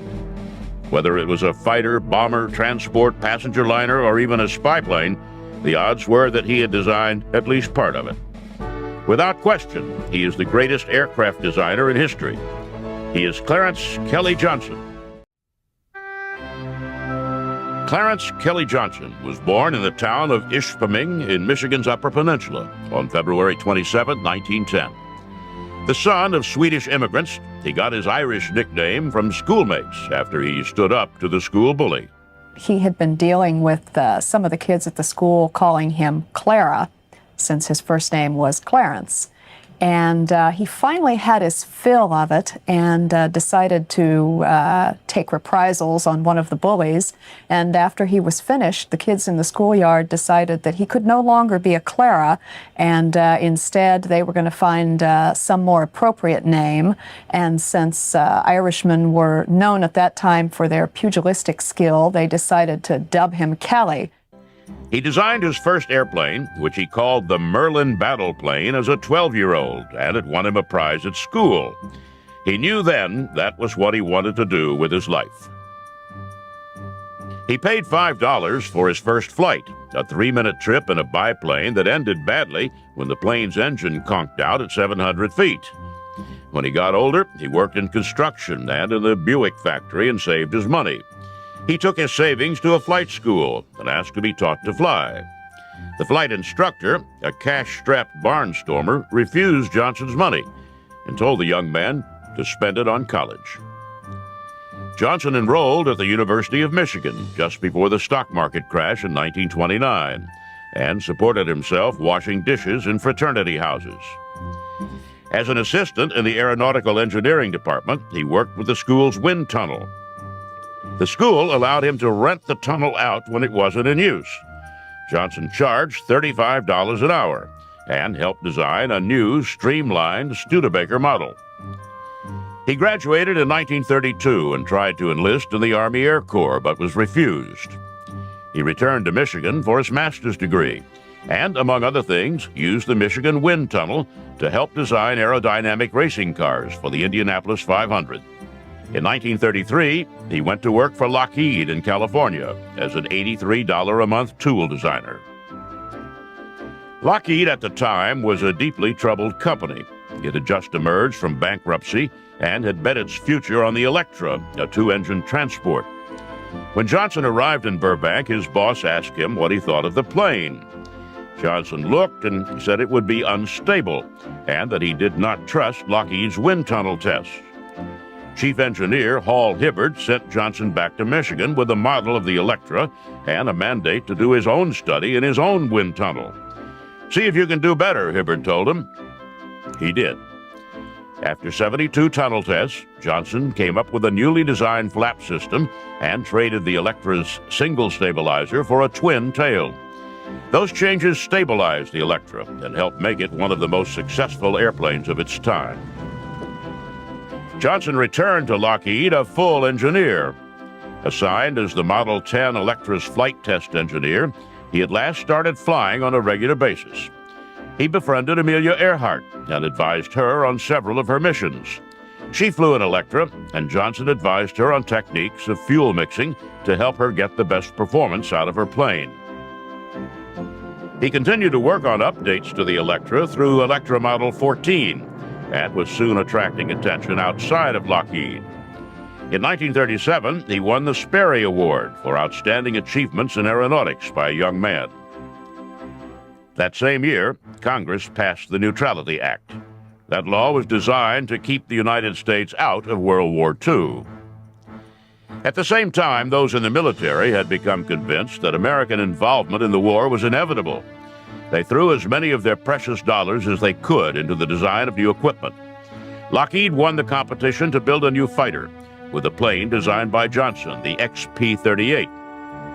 With two engines and a double fuselage, it was an unconventional aircraft that had its share of problems. In particular, its high speed and tight maneuvering sometimes created forces so great that they shattered the plane in midair. Once again, Johnson went back to his wind tunnel, and after making a few changes to the plane's design, it passed Army Air Corps muster and was ordered into limited production. Johnson, the designer, was 27 years old. In the late 1930s, Lockheed came back from bankruptcy largely on the strength of its commercial aircraft. The Electra in particular had built a profitable customer base. But if Lockheed was going to grow, it was going to have to build a successful military aircraft business. The P-38 was a start, though when the Army Air Force first awarded the contract, no one knew how many thousands of planes would eventually be built. In 1938, with Europe on the brink of war, the British sent a purchasing commission to the United States in search of military aircraft, particularly a long-distance coastal patrol bomber that could be used to hunt submarines. The commission, scheduled to visit several aircraft manufacturers, did not originally intend to visit Lockheed. Their schedule changed at the last minute, and Lockheed was invited to make a presentation, with only 5 days to prepare. During the 5 days of preparation for the Brits, Johnson showed what he was destined to become famous for: the ability to make something entirely new out of existing components, and to manage a project to completion with a ruthless eye to the deadline. He himself lived by the credo, be quick, be quiet, be on time. He was somebody who believed very much in getting good people and giving them the ability to do what they do best. He also believed in minimizing the number of people working on any one project. In only 5 days, Johnson and his crew not only redesigned the Electra to fit the needs of the Royal Air Force, they also built from scratch a full-scale wooden model of the plane, a civilian transport converted into a medium bomber. The Brits were amazed. They were so impressed by Johnson and his crew, they invited Lockheed executives to England to confer with the Air Ministry. Johnson went along. At the meetings, the British changed the design specifications, necessitating a complete redesign of the aircraft. Johnson locked himself in a London hotel room and in only 72 hours completed the engineering drawings. The British were, once again, amazed, and Lockheed got the contract. But not before the British expressed their hesitancy about working with an engineer as young and inexperienced as the 28-year-old Johnson. Lockheed reassured the Air Minister, who ordered 200 of what became known as the Hudson Bomber. It was the largest single order of aircraft ever received by an American manufacturer. And upon the party's return to the United States, Lockheed promoted Johnson to chief engineer. In 1939, the Congress significantly increased the defense budget, and P-38 started rolling off the line in record numbers. During this period, Johnson truly mastered the art of manufacturing, streamlining production processes, and developing an entirely new job, the program manager. Now a staple of manufacturing, the program manager is a person far down the chain of command who has working control of a project. If that all seems a bit heavy on the business administration in a discussion of aircraft, consider this. Johnson believed that outstanding aircraft designed and manufactured quickly were inevitably the product of a single visionary. That visionary was usually, of course, Johnson. He was not someone who believed in development via committee. He was also somebody who hated lengthy reports and normally limited any report that was sent to him to 20 pages. He believed in brevity, he believed in clarity, and he believed in giving people the tools necessary to get the job done. In 1943, Lockheed put Johnson in charge of advanced products research, setting him up on a plot of land on the outskirts of Burbank, California. Johnson called his new kingdom the Skunk Works, after the still in a cartoon strip, Little Abner, that was responsible for the making of a mysterious and powerful brew called Skunk Works. In the Little Abner cartoon, there was a potent mystery elixir known as Kickapoo Joy Juice. And Kickapoo Joy Juice was made at the Skunk Works, or Skunk Works, as it was called in the comic strip, through a variety of things that were thrown into a giant mixture, among them skunks, old shoes, and things like that. And the nickname was applied to the Lockheed operation because, indeed, it was a mystery elixir. Nobody was quite sure what was going on in there, but they knew that a lot of things were being thrown into it and that Kelly Johnson was pulling a lot of people from various locations in order to create something interesting. The job of the Skunk Works was to quickly, cheaply, and secretly develop advanced aircraft that could help win the war. Its first assignment was the P-80 Shooting Star, the first American jet. Intelligence had determined the Germans were far along in their development of jets, and the not-so-secret fear of the Army Air Force was that the Nazis would deploy their jets in large numbers before the war in Europe had ended. The effect on the Allied bombing campaign would have been horrendous. The Allies' propeller-driven fighters would have been almost useless against a jet-powered fighter. Kelly Johnson, in his efforts to oversee those operations, would pull people from other projects and would go about trying to get a minimum number of the very best people and put them on the project, give them minimal supervision, but let them trust them to be able to do the jobs that they're chosen to do. After setting up the Skunk Works and recruiting his team, Johnson went to work on the P-80. Lockheed's contract with the Army Air Force gave him an incredibly short schedule, 180 days. Johnson went on a binge of designing and set his team to work on various critical paths and had the prototype ready for testing 37 days ahead of schedule. In 5 months, Lockheed had designed and built the first American jet. They hauled it from Burbank to Muroc Air Base in the California desert for testing. Fearful that there might be spies in the surrounding hills, they disguised the jet during transport with a plywood propeller. Johnson said years later that when he rolled out a new plane for testing, there was only one thing he thought about. What have I forgotten? In the case of the P-80, despite the short design and construction cycle, he hadn't forgotten much. It was a beautiful aircraft, faster and more agile than anything in the American arsenal. The war ended before it saw combat, but it evolved into the T-33, one of the best and longest-lived jet trainers in history. When the war ended, however, there were those who questioned whether the Skunk Works had a role to fill. After World War I, the business of aviation had shrunk almost to non-existent. After World War II, many people expected that it would again. But there were two basic differences between the ends of the wars. First, the United States was engaged in the world after World War II in a way it wasn't after World War I. No one could reasonably expect the world's only nuclear power to go back into hibernation. And second, before the war ended, it became clear that the post-war world would require a strong and ready military. Because on the day the Japanese surrendered, the world separated into two groups of allies, those in the communist East under the control of Joseph Stalin, and those in the democratic West. World War II was over, but the Cold War was just beginning. Kelly Johnson and the Skunk Works were just about to become the most important aircraft developers in the world. Over the course of his career, Kelly Johnson designed more than 40 aircraft. His most prolific period by far was in the 1950s.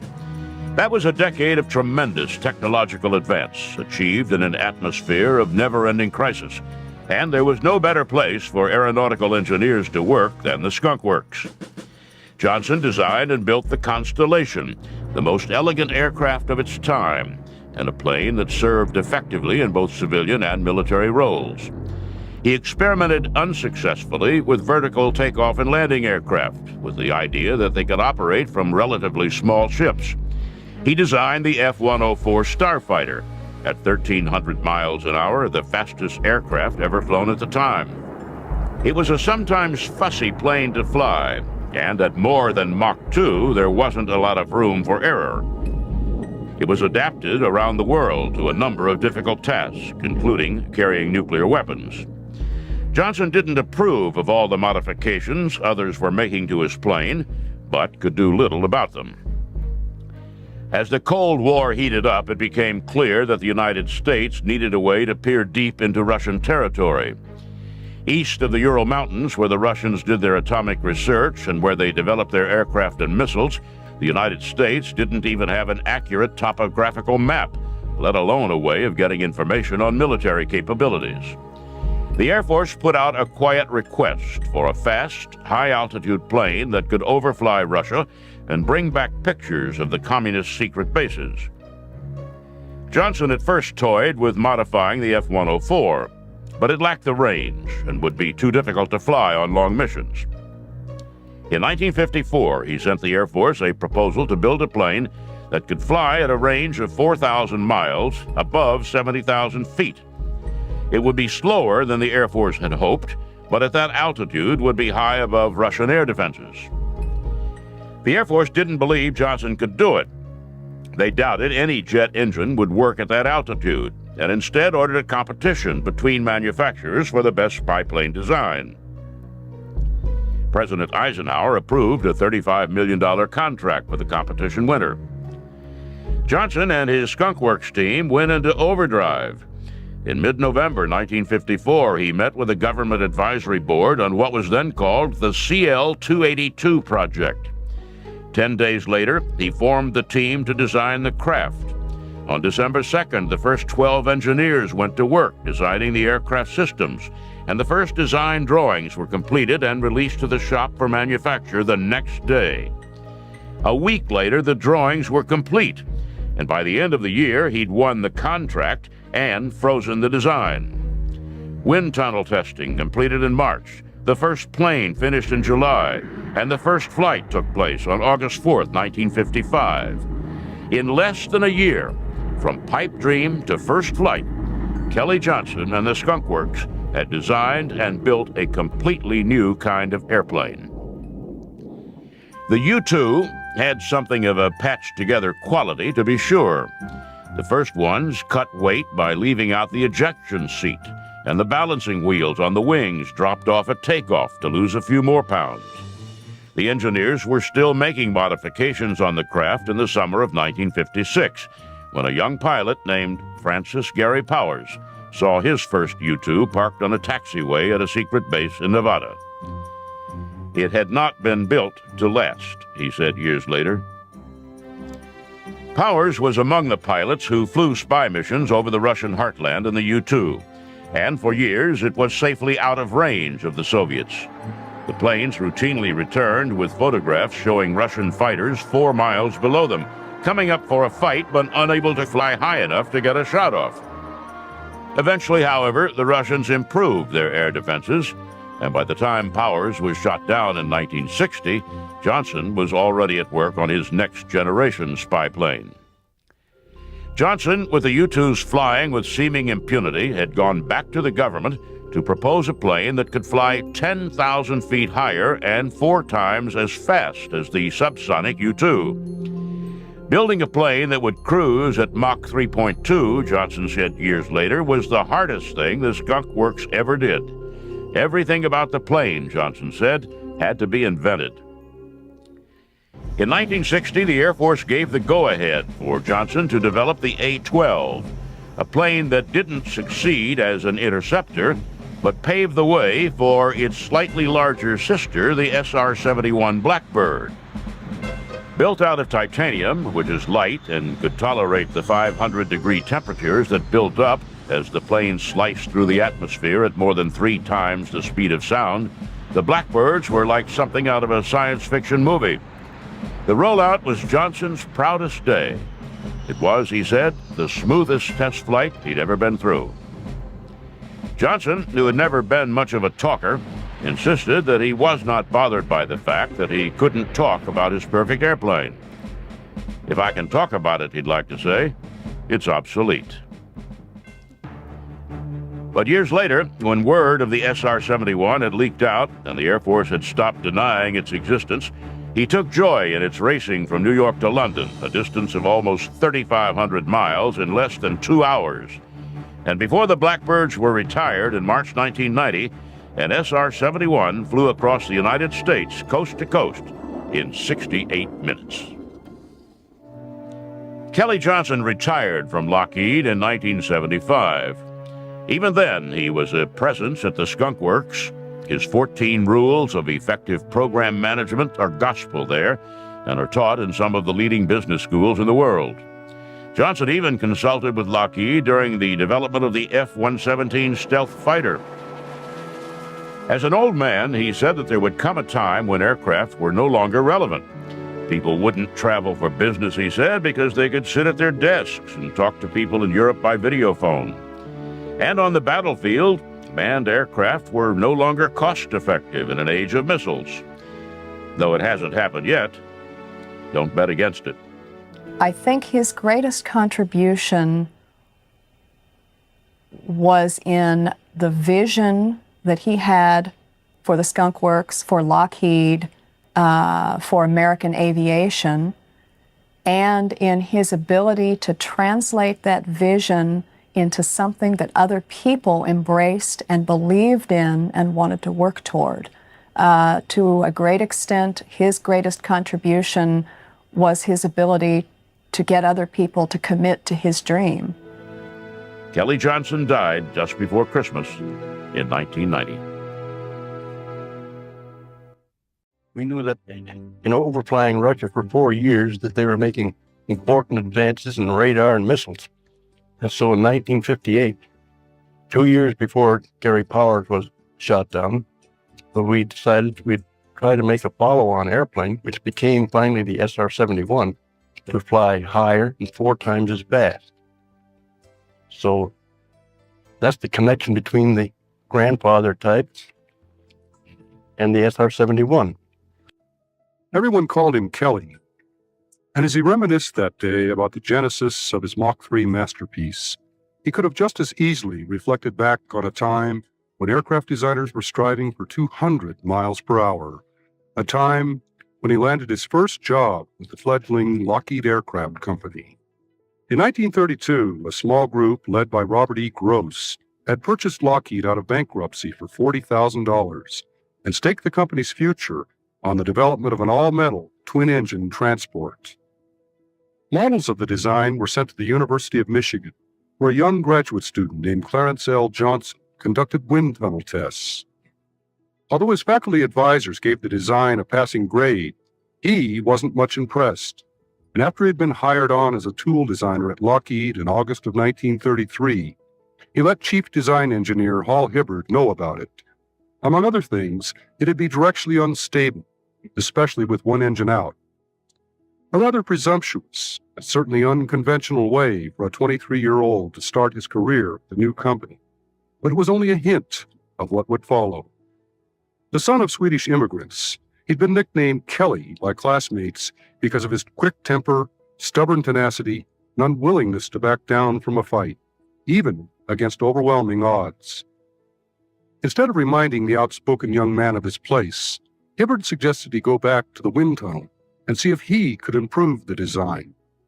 After 72 test runs, he came up with the solution, an unconventional twin-tail arrangement soon to become a Lockheed trademark. And the Model 10 Electra became the foundation for Lockheed's future growth as various models of the airplane helped revolutionize commercial air transport in the 1930s. With his work on the design, Kelly Johnson became the sixth member of an engineering department in an industry which then couldn't afford specialists.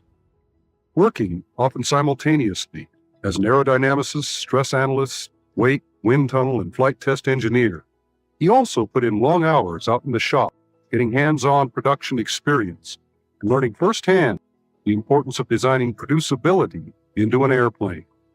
It was a real-world education on all phases of design and development that within a decade couldn't be duplicated, and the lessons learned became guideposts for the rest of his career. He flew, for example, as flight test engineer on all models of the Electra, and worked for some of the most notable figures in aviation, such as Amelia Earhart. Out of this experience came his lifelong conviction the designer had to be able to test his own airplane. As he later commented, I decided at an early stage that unless I had health scared out of me once a year, I wouldn't have the proper balance to really design new airplanes of any type. Kelly Johnson logged more than 2,300 hours as a flight test engineer. The versatile Electra spawned two major developments.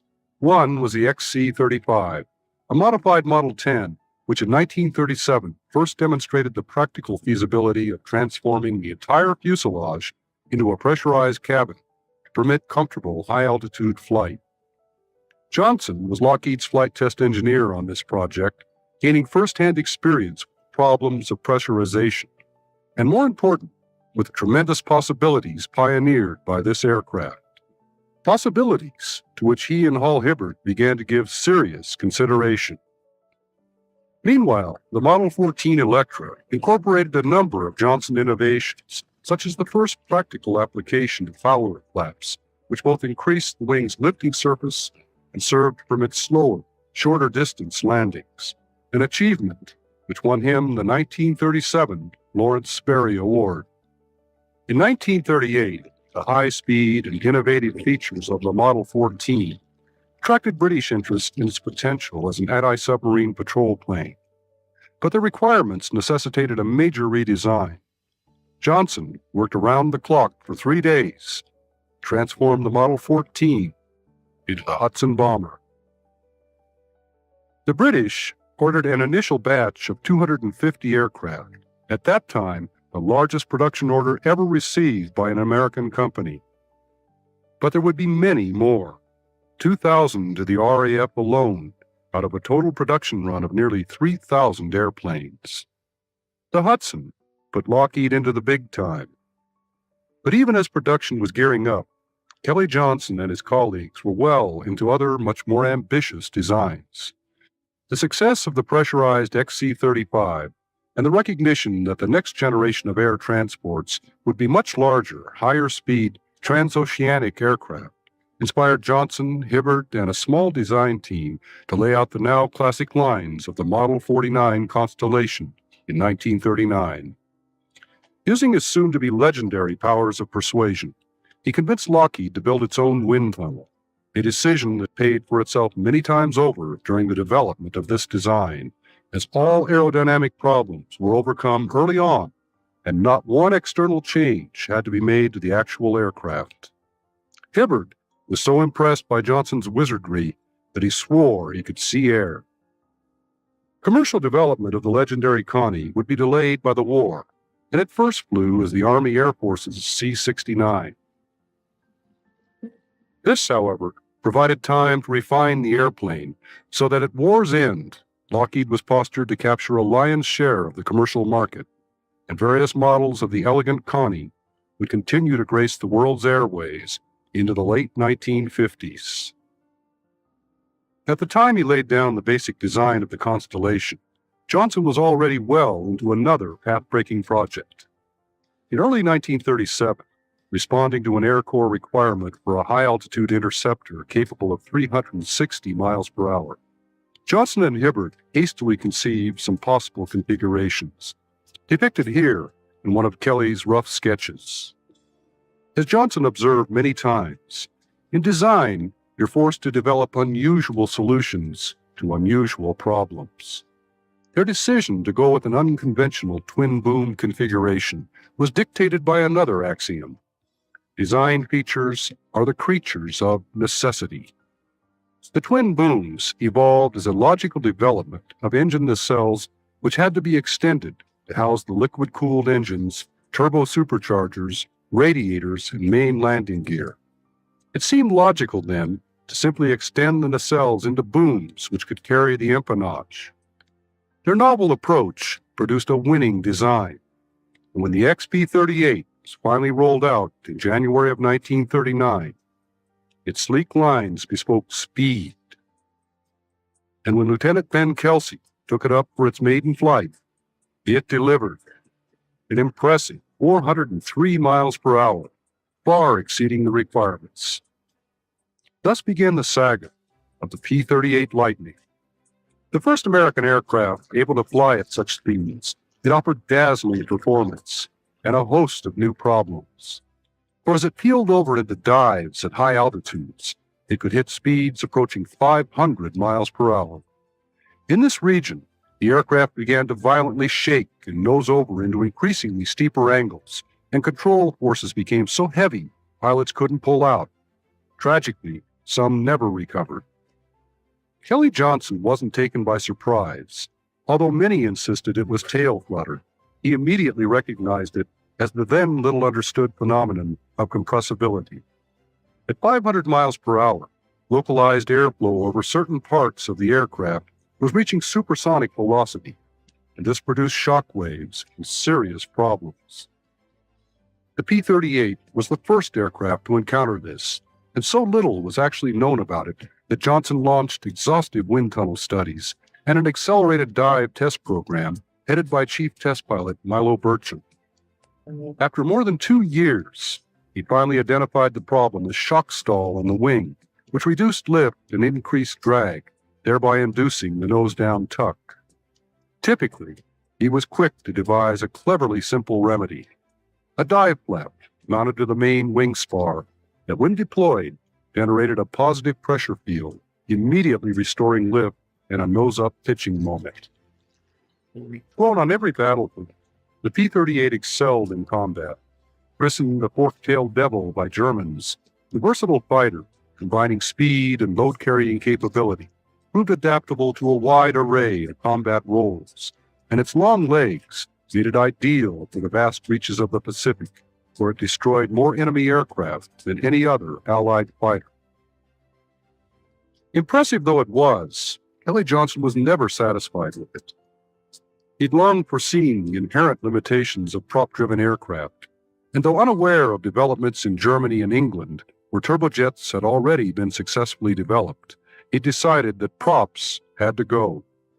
Thus he and Hibbert became the first in this country to seriously pursue the possibilities of turbojet propulsion, when in 1939 they asked Nathan Price to design an experimental turbojet power plant. Design of the L-1000 got underway in 1940, and by 1942, Price had come up with a truly advanced design, a high compression ratio, twin spool, axial flow power plant promising an extraordinary 5,100 pounds of thrust. Meanwhile, Johnson and a young engineer named Willis Hawkins led a design team that came up with the L-133, a truly radical twin-engine stainless steel aircraft featuring thin wings and canard surfaces and projected to achieve 625 miles per hour at 50,000 feet. But surprisingly, when Johnson submitted a proposal for development of the engine and airframe in March 1942, the Army Air Forces showed little interest. Although launched long after his effort, top-secret development of an American turbojet fighter powered by a British Whittle engine was by then already underway. The Bell XP-59A first flew at Muroc Army Air Force Base on California's high desert in October of 1942, but it proved to be underpowered, overweight, and scarcely optimized for jet flight, and early on, the Army Air Forces decided that it wouldn't meet frontline fighter requirements, though Bell didn't yet know this, and the testing continued. On June 10, 1943, a Bell engineer at Muroc reported back that Johnson had been permitted to examine the still top-secret XP-59A, and he wondered what he was up to. Unbeknownst to Bell, the Army Air Force had already asked Lockheed to submit a proposal for a simpler, single-engine jet fighter built around a 3,000-pound thrust Alfred H-1 engine, which would be capable of frontline service. Johnson took in a lot that day, but he'd already been wrestling with jet propulsion for nearly 3 years, and he already had a suitable design well in hand.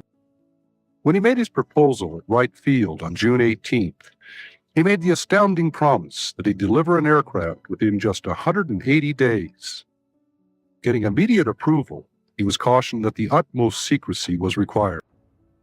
Lockheed was already swamped in terms of manpower, tooling, and facilities with wartime contracts. But this was a blessing in disguise, an opportunity to implement an idea he'd been pestering Robert Gross about for years. Let him round up a small group of talented people, designers, engineers, and shopmen, put them under one roof where they could all work closely together, and give him complete authority over everything from procurement to flight test. With no other options, Gross said, "Go ahead."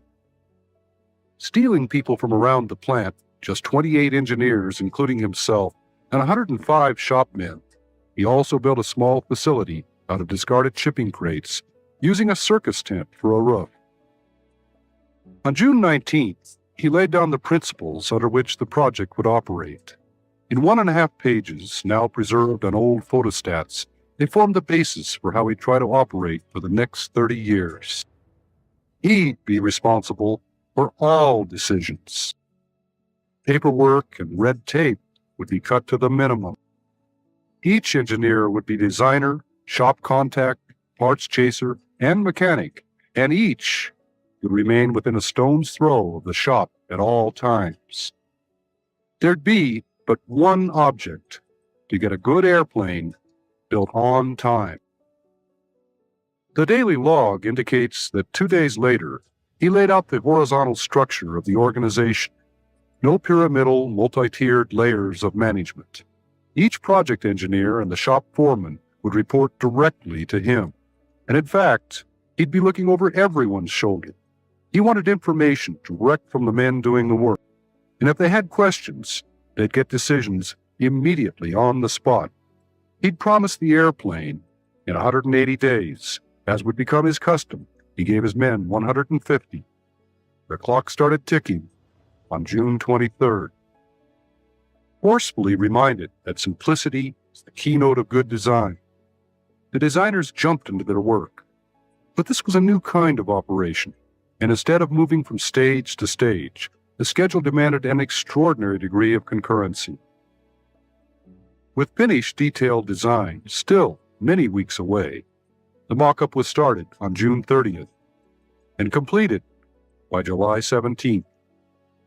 By then, milling and fabrication of parts and the construction of jigs to assemble a prototype was already well underway, and by July 31st, the bulkheads were going into the jigs. And section by section, the airframe started coming together. Throughout this period, however, the design process continued. As concurrent wind tunnel tests revealed problems, the wing and the engine air inlets were the biggest headaches. He'd gambled on the wing, a laminar flow airfoil that had never before been tested on an airplane. And of course, nobody had had any experience with inlets. Johnson was willing to accept mistakes on such an accelerated and risky venture, as long as they were reported promptly. Typically, he never asked why, but what are you going to do to fix it? The project was so secret that his group didn't even have a name. The whole setup reminded one of his design engineers, Herb Culver, of the mysterious place where Hairless Joe, one of Al Cap's cartoon characters in Little Abner, ground up skunks, old shoes, and other unsavory ingredients to brew a potent concoction called Kickapoo Joy Juice. So inspired, he answered the phone one day, "Skunk Works, Inside Man Culver." Though Johnson wasn't amused, his organization suddenly had a name that stuck. Remarkably, the completed aircraft arrived at Muroc on November 14th, just 143 days after startup. When the engine was run up 3 days later, there was a terrific roar as the inlet ducts collapsed, sending debris into the engine and cracking the impeller. It took 6 weeks to get a new engine, but on January 3rd, 1944, Milo Burcham successfully completed the taxi tests.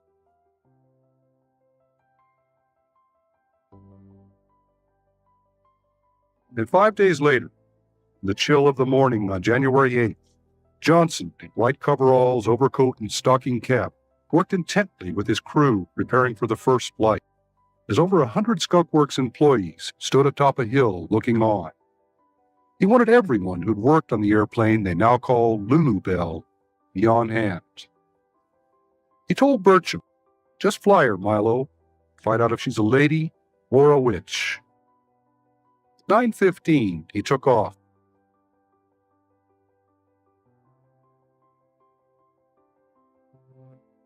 But only 5 minutes later, was taxiing back to report that the landing gear hadn't retracted and that the boosted ailerons felt too sensitive. While the gear problem was being fixed, Johnson assured him that the control sensitivity was normal, and at 10 o'clock he took off again, and this time put on a dazzling 20-minute display, attaining a top speed of 490 miles per hour and reporting a roll rate of 360 degrees per second. Back on the ground, he was able to report that Lulu Bell was indeed a lady. The XP-80 ultimately became the first American aircraft to exceed 500 miles per hour, but this was only the beginning. For months, Johnson had been working on a larger, more advanced version with a 4,000-pound thrust General Electric I-40 engine, promising much greater speed. He promised the XP-80A just 150 days and delivered it in 132. But as Tony LeVere taxied in after the first flight on June 10th, he'd had a few surprises. Center of gravity miscalculations had caused porpoising. A faulty pressurization valve had channeled 325-degree engine bleed air into the cockpit. And malfunctioning flaps put the airplane into violent rolls. Only his superb flying skills allowed him to bring it back, and Johnson was so grateful he doubled LeVere's bonus, a gesture pointing up the special relationship between them, and indeed between Kelly Johnson and all of his test pilots.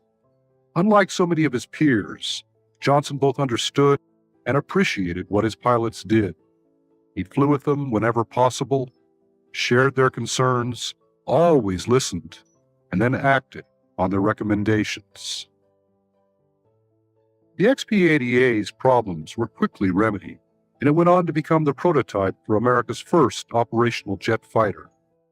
Though it wouldn't enter combat in World War II, the P-80 Shooting Star would deliver awesome performance.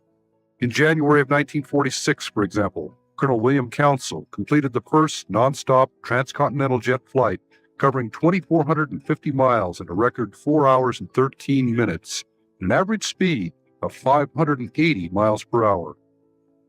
In June of 1947, flying a specially modified P-80R, Colonel Albert Boyd completed 4 runs over a speed course at Muroc, averaging 623 miles per hour, and reclaiming the world speed record for the United States for the first time in 24 years. And over Korea in November of 1950, a shooting star put down a MiG-15 in history's first all-jet combat. And amply confirming Johnson's methods and his insistence on simplicity, the P-80 would give birth to a number of progeny. Shrewdly sensing the need for a jet trainer, Johnson gambled $1 million of Lockheed money on the development of an F-80C airframe into a 2-seat configuration, which after its first flight in March of 1948 was transformed into the classic T-33, an airplane affectionately called the T-Bird, which would serve as the standard jet trainer for legions of student pilots around the world for the next 3 decades.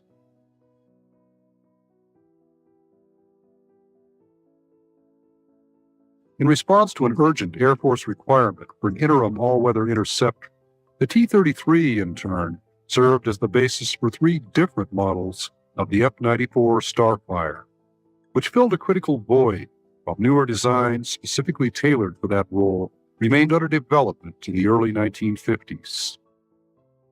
Not done yet, the now vintage design would realize its final incarnation as the T-2V1 Sea Star, an advanced, navalized version of the T-33.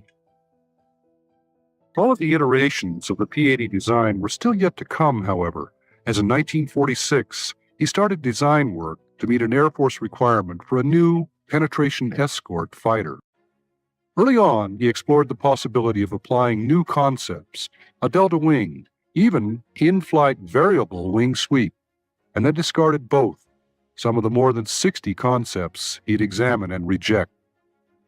When the XF-90 finally rolled out 3 years later, it was the victim of ever-changing and conflicting requirements, from a time to climb of 35,000 feet in 10 minutes to 50,000 in 5, 900-mile range to 1,500, and then back to 600, and finally ground attack capability in a high-speed, high-altitude design. This prompted him to build a brawny airframe, over 30,000 pounds fully loaded, and stressed for over 12 Gs. When Tony LeVere took off on early test flights, he had to use rocket assist because the pair of small 3,000-pound thrust J-34s still lacked afterburning capability. The usual post-flight congratulations and festivities belied the fact that Johnson knew he was facing terrible odds. With the same pair of inadequate engines as their principal rival, the McDonnell XF-88, yet half again as heavy because the 88 hadn't been beefed up for ground attack, Johnson's airplane was bound to suffer performance-wise. It was overweight and underpowered, and even when afterburning was finally added, boosting combined thrust up to more than 8,000 pounds, its top speed in level flight was only 668 miles per hour, slower than existing operational F-86s. It achieved one distinction, however, when in April 1950, LeVere pushed over into a steep dive, and it became the first Lockheed airplane to exceed the speed of sound. With performance no better than the XF-90s, the McDonnell entry won the competition, but neither design went into production. The whole ordeal taught Johnson never again to take on a job unless the requirements were both well-defined and firm. Even though a failure, the XF-90 went on to demonstrate that he certainly knew how to build a rugged airframe, as in April 1952, it survived the first of a series of atomic blasts, suffering only 20 hours worth of repair work. Meanwhile, Johnson was completing work on a much more unconventional airplane. Designed to meet a Navy requirement for a vertical takeoff and landing or VTOL fighter, the XF-B1 was supposed to claw its way straight up by means of huge contra-rotating props driven by a twin turbine power plant, providing more power than the airplane's weight. Engine development lagged, however, and after test pilot Herman Fish Salmon first lifted off from the lake bed at what was now called Edwards Air Force Base in December 1953. The underpowered XFV-1 continued to rely on its makeshift landing gear for all takeoffs and landings. Once aloft, however, Salmon was able to demonstrate that it could make satisfactory transitions from horizontal to vertical flight, and that it could hover in the vertical attitude. But lacking the promised power, explaining in his words that it's awful hard to fly an airplane looking over your shoulder, Salmon wasn't eager to attempt vertical liftoffs or touchdowns. Neither was Johnson, who, believing a designer shouldn't be afraid to fly his own airplane, had the integrity to recommend cancellation of the whole project. By that time, however, he already had a much more promising design on the ramp at Edwards. When Tony LeVere first saw it, he asked incredulously where the wings were. But those tiny, blade-thin wings and everything else about the XF-104 were actually the product of years of careful thought, effort, and Johnson's determination this time to employ his Skunk Works methods. Back in 1947, he'd modified a P-80 with wingtip-mounted ramjets, and with fish salmon at the controls, became the first piloted aircraft to fly on ramjet power alone. These tests supported a major Skunk Works type of effort to explore a whole new realm. At a time when missile and guidance system technologies were still in their infancy, Johnson's team had to design a pilotless Mach 3 testbed to further explore ramjet technology. The X-7 was the product of their efforts, and its tiny, thin, slightly tapered wings, Johnson's solution to the problems of high Mach flight, had been thoroughly tested on rockets and with scale models. The X-7 first flew in April 1951, and went on to a remarkable career. Launched from a B-29, boosted to high speed by powerful rockets, and then flying on various ramjets under test, it ultimately exceeded Mach 4 and climbed well above 100,000 feet. Thus those small, thin wings were already more than just a theory. Johnson visited the Korean battlefront in 1951. Still smarting from the XF-90, he'd gone there to talk to the ultimate customers, combat pilots, about what they wanted in a fighter. To a man, it was higher speed, more altitude, and less complexity. Intent on giving them just that, he made an unsolicited proposal to build a fighter for which no requirement yet existed. When he promised Mach 2 with 60,000 feet and a simple, lightweight fighter, Colonel Bruce Holloway stepped into the next room and within 2 hours returned with a short 1.5-page list of requirements. This time, the firm, straightforward requirement, Johnson returned to his favorite Skunk Works mode of operation, and less than a year later, February of 1954, Tony LeVere lifted the XF-104 from the lake bed for its first flight. Though configured with a much lower thrust engine than the powerful J-79 scheduled for the production model, the XF-104 was still faster than any other fighter in the world. But Johnson had produced more than just a dazzling performer. Fanatical about costs and producibility, while design of the prototypes was still underway, he'd set up a small group of engineers to find the cheapest and most efficient way to produce each part of the production airplane. An innovation which would result in savings of about $12,000 per aircraft and millions for his customers. When the press finally got to see the F-104, they called it the missile with a man in it, and they weren't far off the mark. The first Mach 2 operational aircraft in the world, it would go on to shatter every significant record on the books. 91,000 feet and 1,400 miles per hour in May of 1958, making it the first aircraft ever to hold both the world altitude and speed marks simultaneously.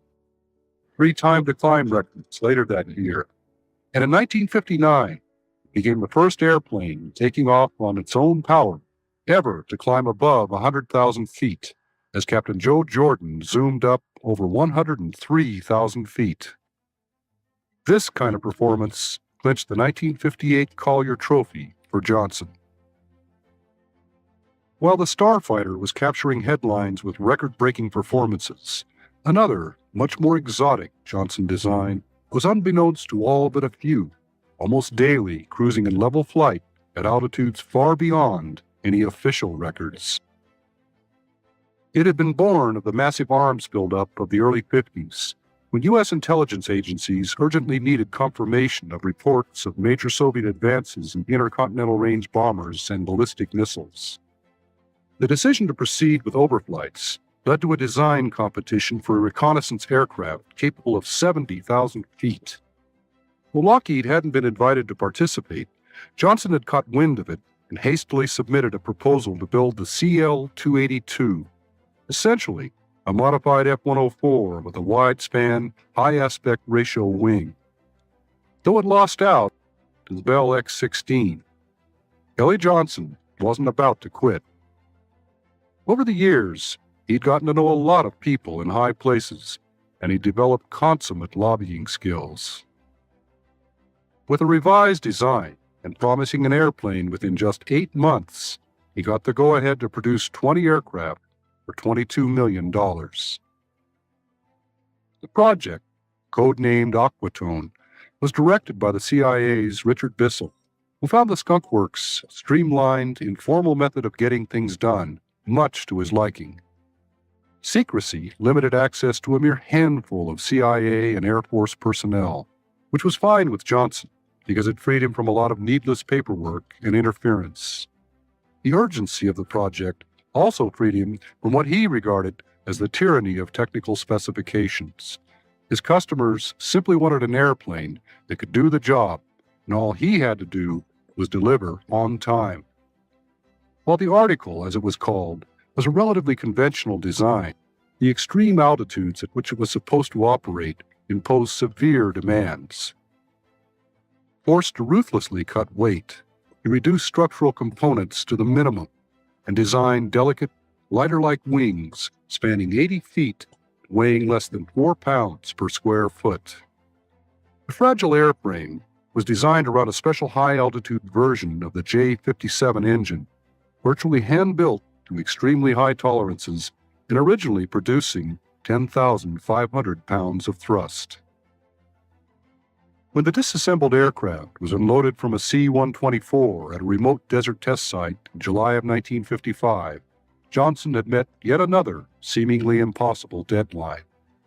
After reassembly, it was rolled out into daylight for the first time, painstakingly prepared for its taxi tests. On August 1st, as he had so many times in the past, Tony LeVere climbed into the cockpit. During his third run that day, he suddenly noticed that he was more than 30 feet off the ground. Coming down hard, the tires blew and the brakes failed and caught fire. Reporting afterwards, he explained that at 70 knots, I became aware of being airborne, which left me with utter amazement, as I had no intentions whatsoever of flying. Those fragile wings had more than enough lift.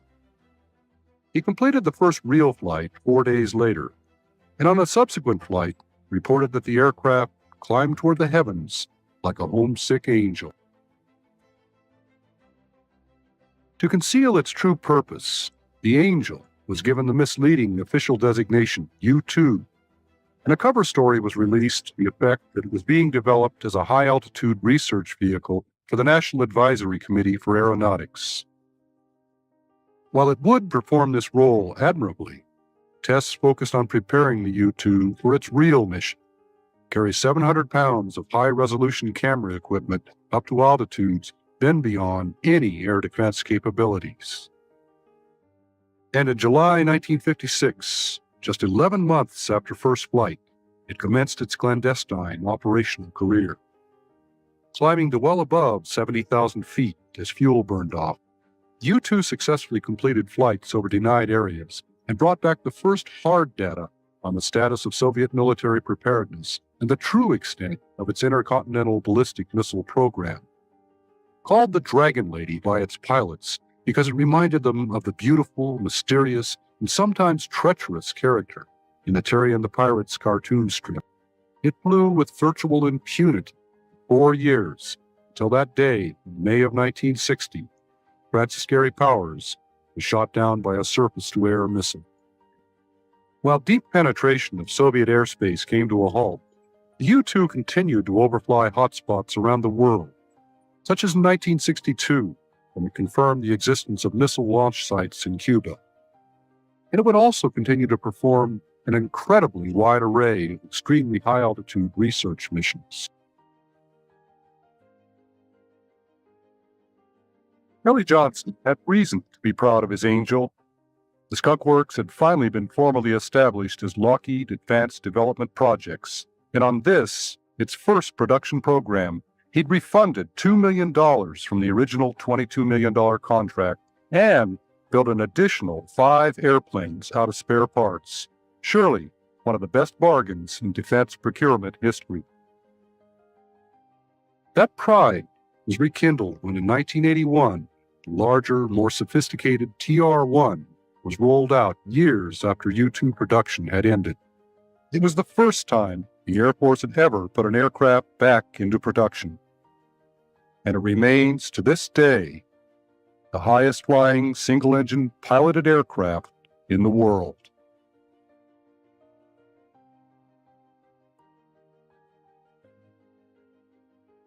Back in December of 1956, the Skunk Works' remarkable performance on the U-2 had convinced Lockheed to give Johnson the job of designing and developing prototypes for a small military jet transport. Dollars were scarce, competition keen, and he'd only have 8 months to do the job. Being on time had always been one of his cardinal rules, and in just 241 days, he delivered the Jetstar. He'd actually been working on designs for a large jet transport since 1944. This trim little craft was actually a scaled-down version of the L-193, an innovative 1953 design which the airlines had feared too risky to support. Johnson, who continued to put in long hours as a flight test engineer on this project, was out to prove them wrong. And he was more than pleased with the results. A top speed of over 600 miles per hour, a peak altitude of 52,000 feet, and with wing tanks, a range of over 3,000 miles. The Jetstar easily won the competition, and though only a limited number went into military service as C-140s, ultimately more than 200 were produced.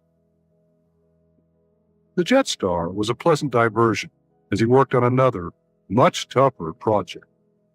Even as development of the U-2 was still underway, he'd projected that air defenses would catch up with it within 2 years, and he'd initiated a remarkable series of design studies for a liquid hydrogen-fueled supersonic successor capable of climbing above 90,000 feet.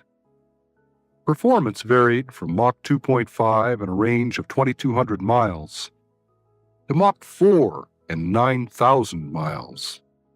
Because of the extremely low volumetric density of liquid hydrogen, however, the latter speed and range capability could only be achieved by building an airframe twice the size of a B-52. That was far too costly, and thus a much smaller design at the lower end of the performance spectrum went into development as the CL-400 in 1956. Though the CL-400 proved the technical feasibility of a liquid hydrogen-powered aircraft, Johnson was dissatisfied with its short range and convinced that the problems of producing and transporting fuel around the world were insurmountable. Refusing to build an airplane he didn't believe in, he recommended cancellation of the project in 1957. But he had an ace up his sleeve. As concurrent with the liquid hydrogen studies, he'd also examined the potential of another advanced design using jet fuel, which at some loss in altitude promised Mach 3 cruise 4,000-mile range. It was the genesis of his most spectacular creation. Given approval to proceed, in April of 1958, Johnson began a series of design studies, unveiled publicly here for the first time, for what he initially called the U-3, and then the Archangel, because it would soar much higher than the U-2. He explored various means by which he could get the vehicle to altitudes as high as 150,000 feet, employing a variety, or even a combination of rocket, ramjet, and turbojet power plants. At one point, he looked at the use of balloons to lift it to its rocket boost phase, and then at using a modified U-2 to tow a ramjet vehicle to 60,000 feet for engine ignition. He even considered a multi-staged vehicle, and one with inflatable wings and empennage. And throughout, he was challenged by the urgent need to reduce radar cross-section. For the first time, stealth would have to be designed into the airplane. The intense design gestation process was completed in just 16 months, and when he presented his 12th concept to the CIA and Air Force in August 1959, he got the go-ahead. When the stunningly beautiful A-12 was finally rolled out for its initial tests in April 1962, it wasn't some fantastic, multi-staged aberration. It was an honest airplane, but nothing like it had ever been built before. Ironically codenamed Oxcart and designed for sustained Mach 3.2 cruise at altitudes between 75 and 95,000 feet, it posed by far the greatest challenge of Johnson's career, as everything from structural materials to hydraulic fluid and fuels had to be invented from scratch. For example, because of the intense heat at sustained Mach 3 speeds, averaging more than 550 degrees on the surface of the airplane, Johnson employed a titanium alloy for more than 90% of the airframe. But no one had ever before attempted to process such quantities of the extremely hard metal to the purity and strength levels required. Thus, new forging and milling processes had to be invented and perfected. When the thin titanium skin on a wing panel shriveled up during heating tests, Johnson separated the panels from the wing spars with extrusions and put the now famous corrugations in the skin. When heated thereafter, the corrugations merely deepened a few thousandths of an inch and on cooling returned to their original shape. Common sense solution to a difficult problem. There were literally thousands of such problems to overcome, and as always, Johnson stayed on top of all of them, looking over people's shoulders, asking lots of questions, always the best way, in his view, to get people to solve problems. And he continued to amaze everyone with, for example, on-the-spot predictions of skin temperatures, which after hours of calculation, they'd find were within 1 or 2 degrees of the exact figure.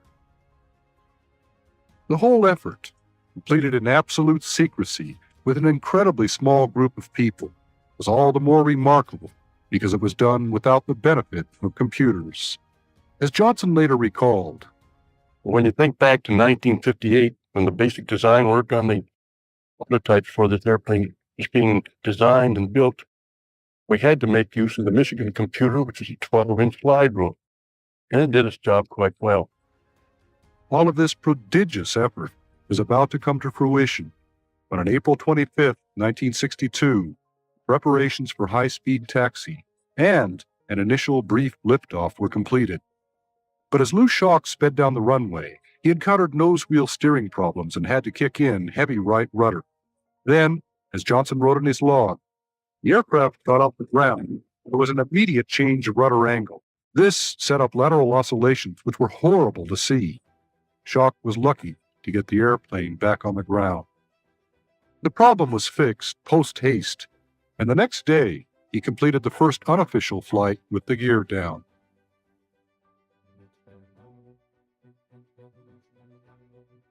On April 30th, Johnson was back with an entourage of VIPs for the official first flight. Looking like he didn't have a care in the world, he offered a few last words of encouragement and advice before Shock taxied out. And from there, everything went flawlessly.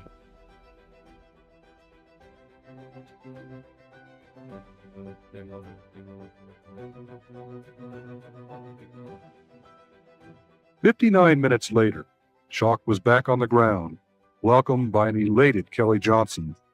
and the small, awestruck assembly just witnessed something very special. Limited by interim J-75 engines, the A-12 didn't begin to realize its full potential until after the Pratt & Whitney J-58s, for which it was designed, finally arrived in January 1963. At 32,500 pounds of thrust, the J-58 was every bit as exotic as the airplane itself. In combination with an extremely complex inlet and exhaust ejector system, it operated as a normal afterburning turbojet up to speeds of about 1,600 miles per hour, and then shifted to bleed bypass cycle, with the inlet actually providing most of the thrust at Mach 3 cruise.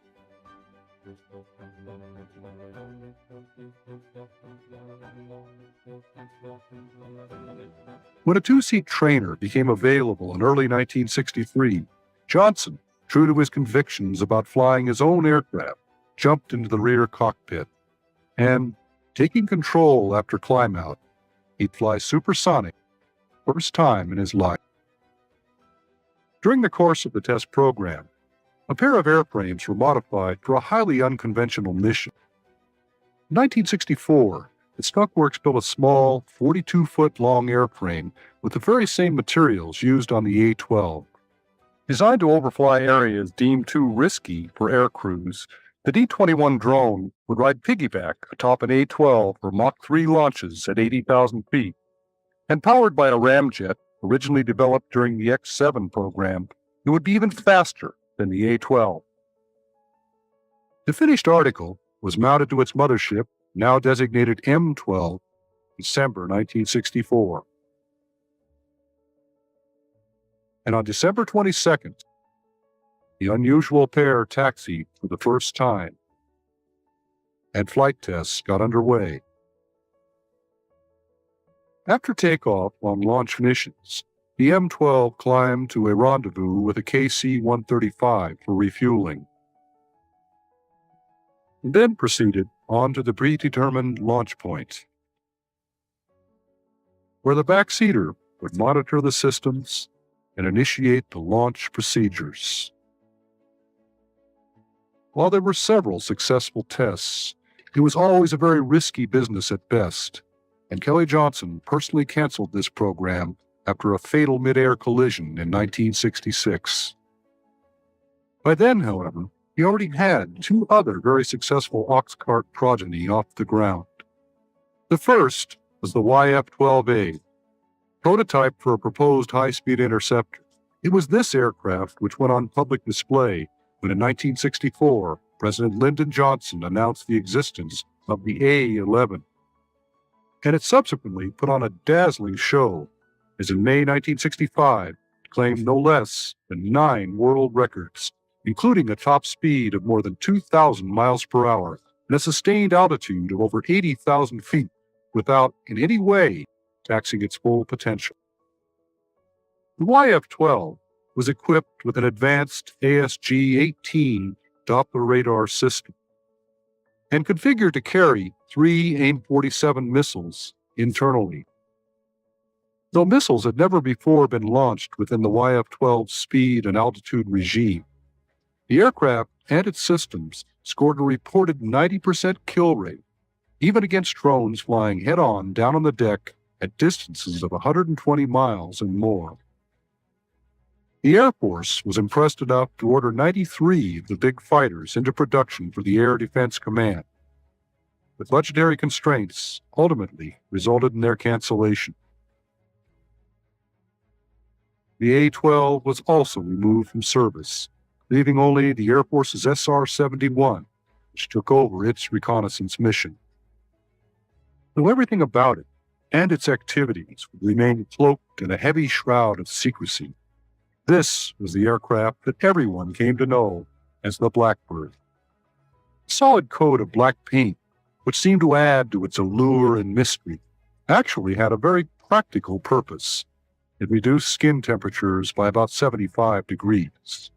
Its clean, elegant lines, the smooth contours of its blended wing-body shape, give the impression that an artist had sculpted it into a rare work of art. In aircraft design, however, more than any other field, form follows function. And here again, every line, every detail of the airplane exists only to serve some practical purpose. The chines, for example, which extend from the wing to the nose and flow gracefully up into the fuselage, actually satisfied a number of requirements. Aerodynamically, they reduced drag and added lift while also enhancing the stability of the aircraft. The SR-71's mission was long-range reconnaissance, and its fuselage was essentially a big fuel tank. Thus, the chines also served to house its sophisticated cameras and sensors. Finally, those sloping contours extending up from the chines enhanced the airplane's survivability by reducing its radar cross-section. Thus, while an artist might envy its striking beauty, an engineer would only marvel at the logical genius of its design. That genius was recognized when, in 1964, Kelly Johnson became the first person ever to be awarded a second Collier Trophy. The SR-71 went on to claim the world absolute speed and altitude records, and then repeatedly extended them. And to the public, it always remained Kelly Johnson's mysterious, record-breaking Blackbird. The crews who flew it, however, had another name for it. Throughout its long operational career, it remained invincible and incredibly effective. And to its crews, it was Habu, dark-skinned pit viper with a deadly bite. And though it was finally retired from Air Force service in 1990, Kelly Johnson's Mach 3 masterpiece is still charting the future, its crews still looking up toward the blue-black void of space, flying exotic research missions for the National Aeronautics and Space Administration.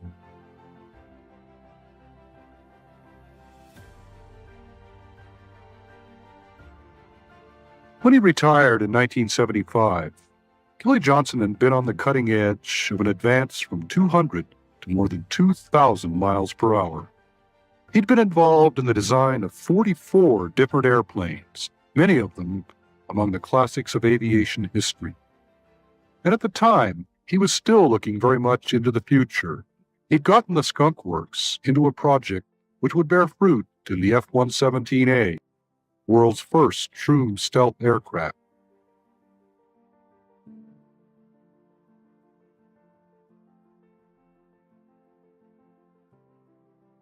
And he'd left a legacy which would leave its mark on the future.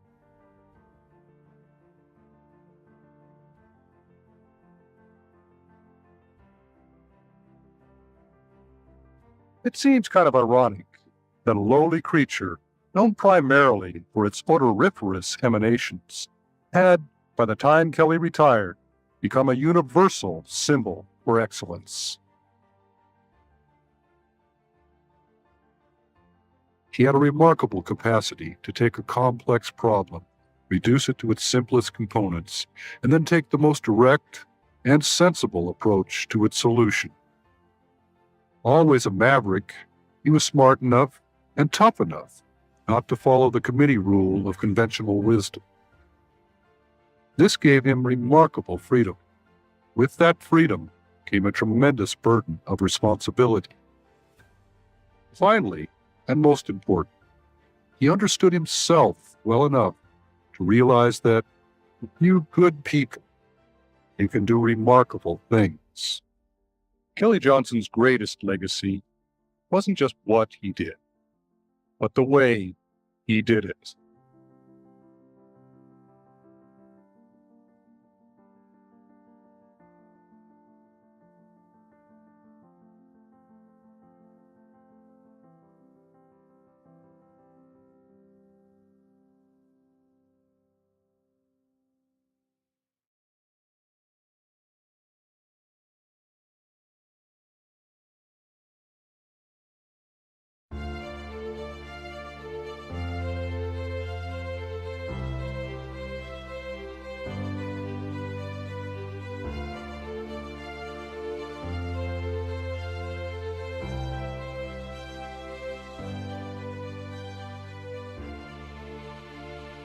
A parched and forbidding wasteland to those who've journeyed through it over the years.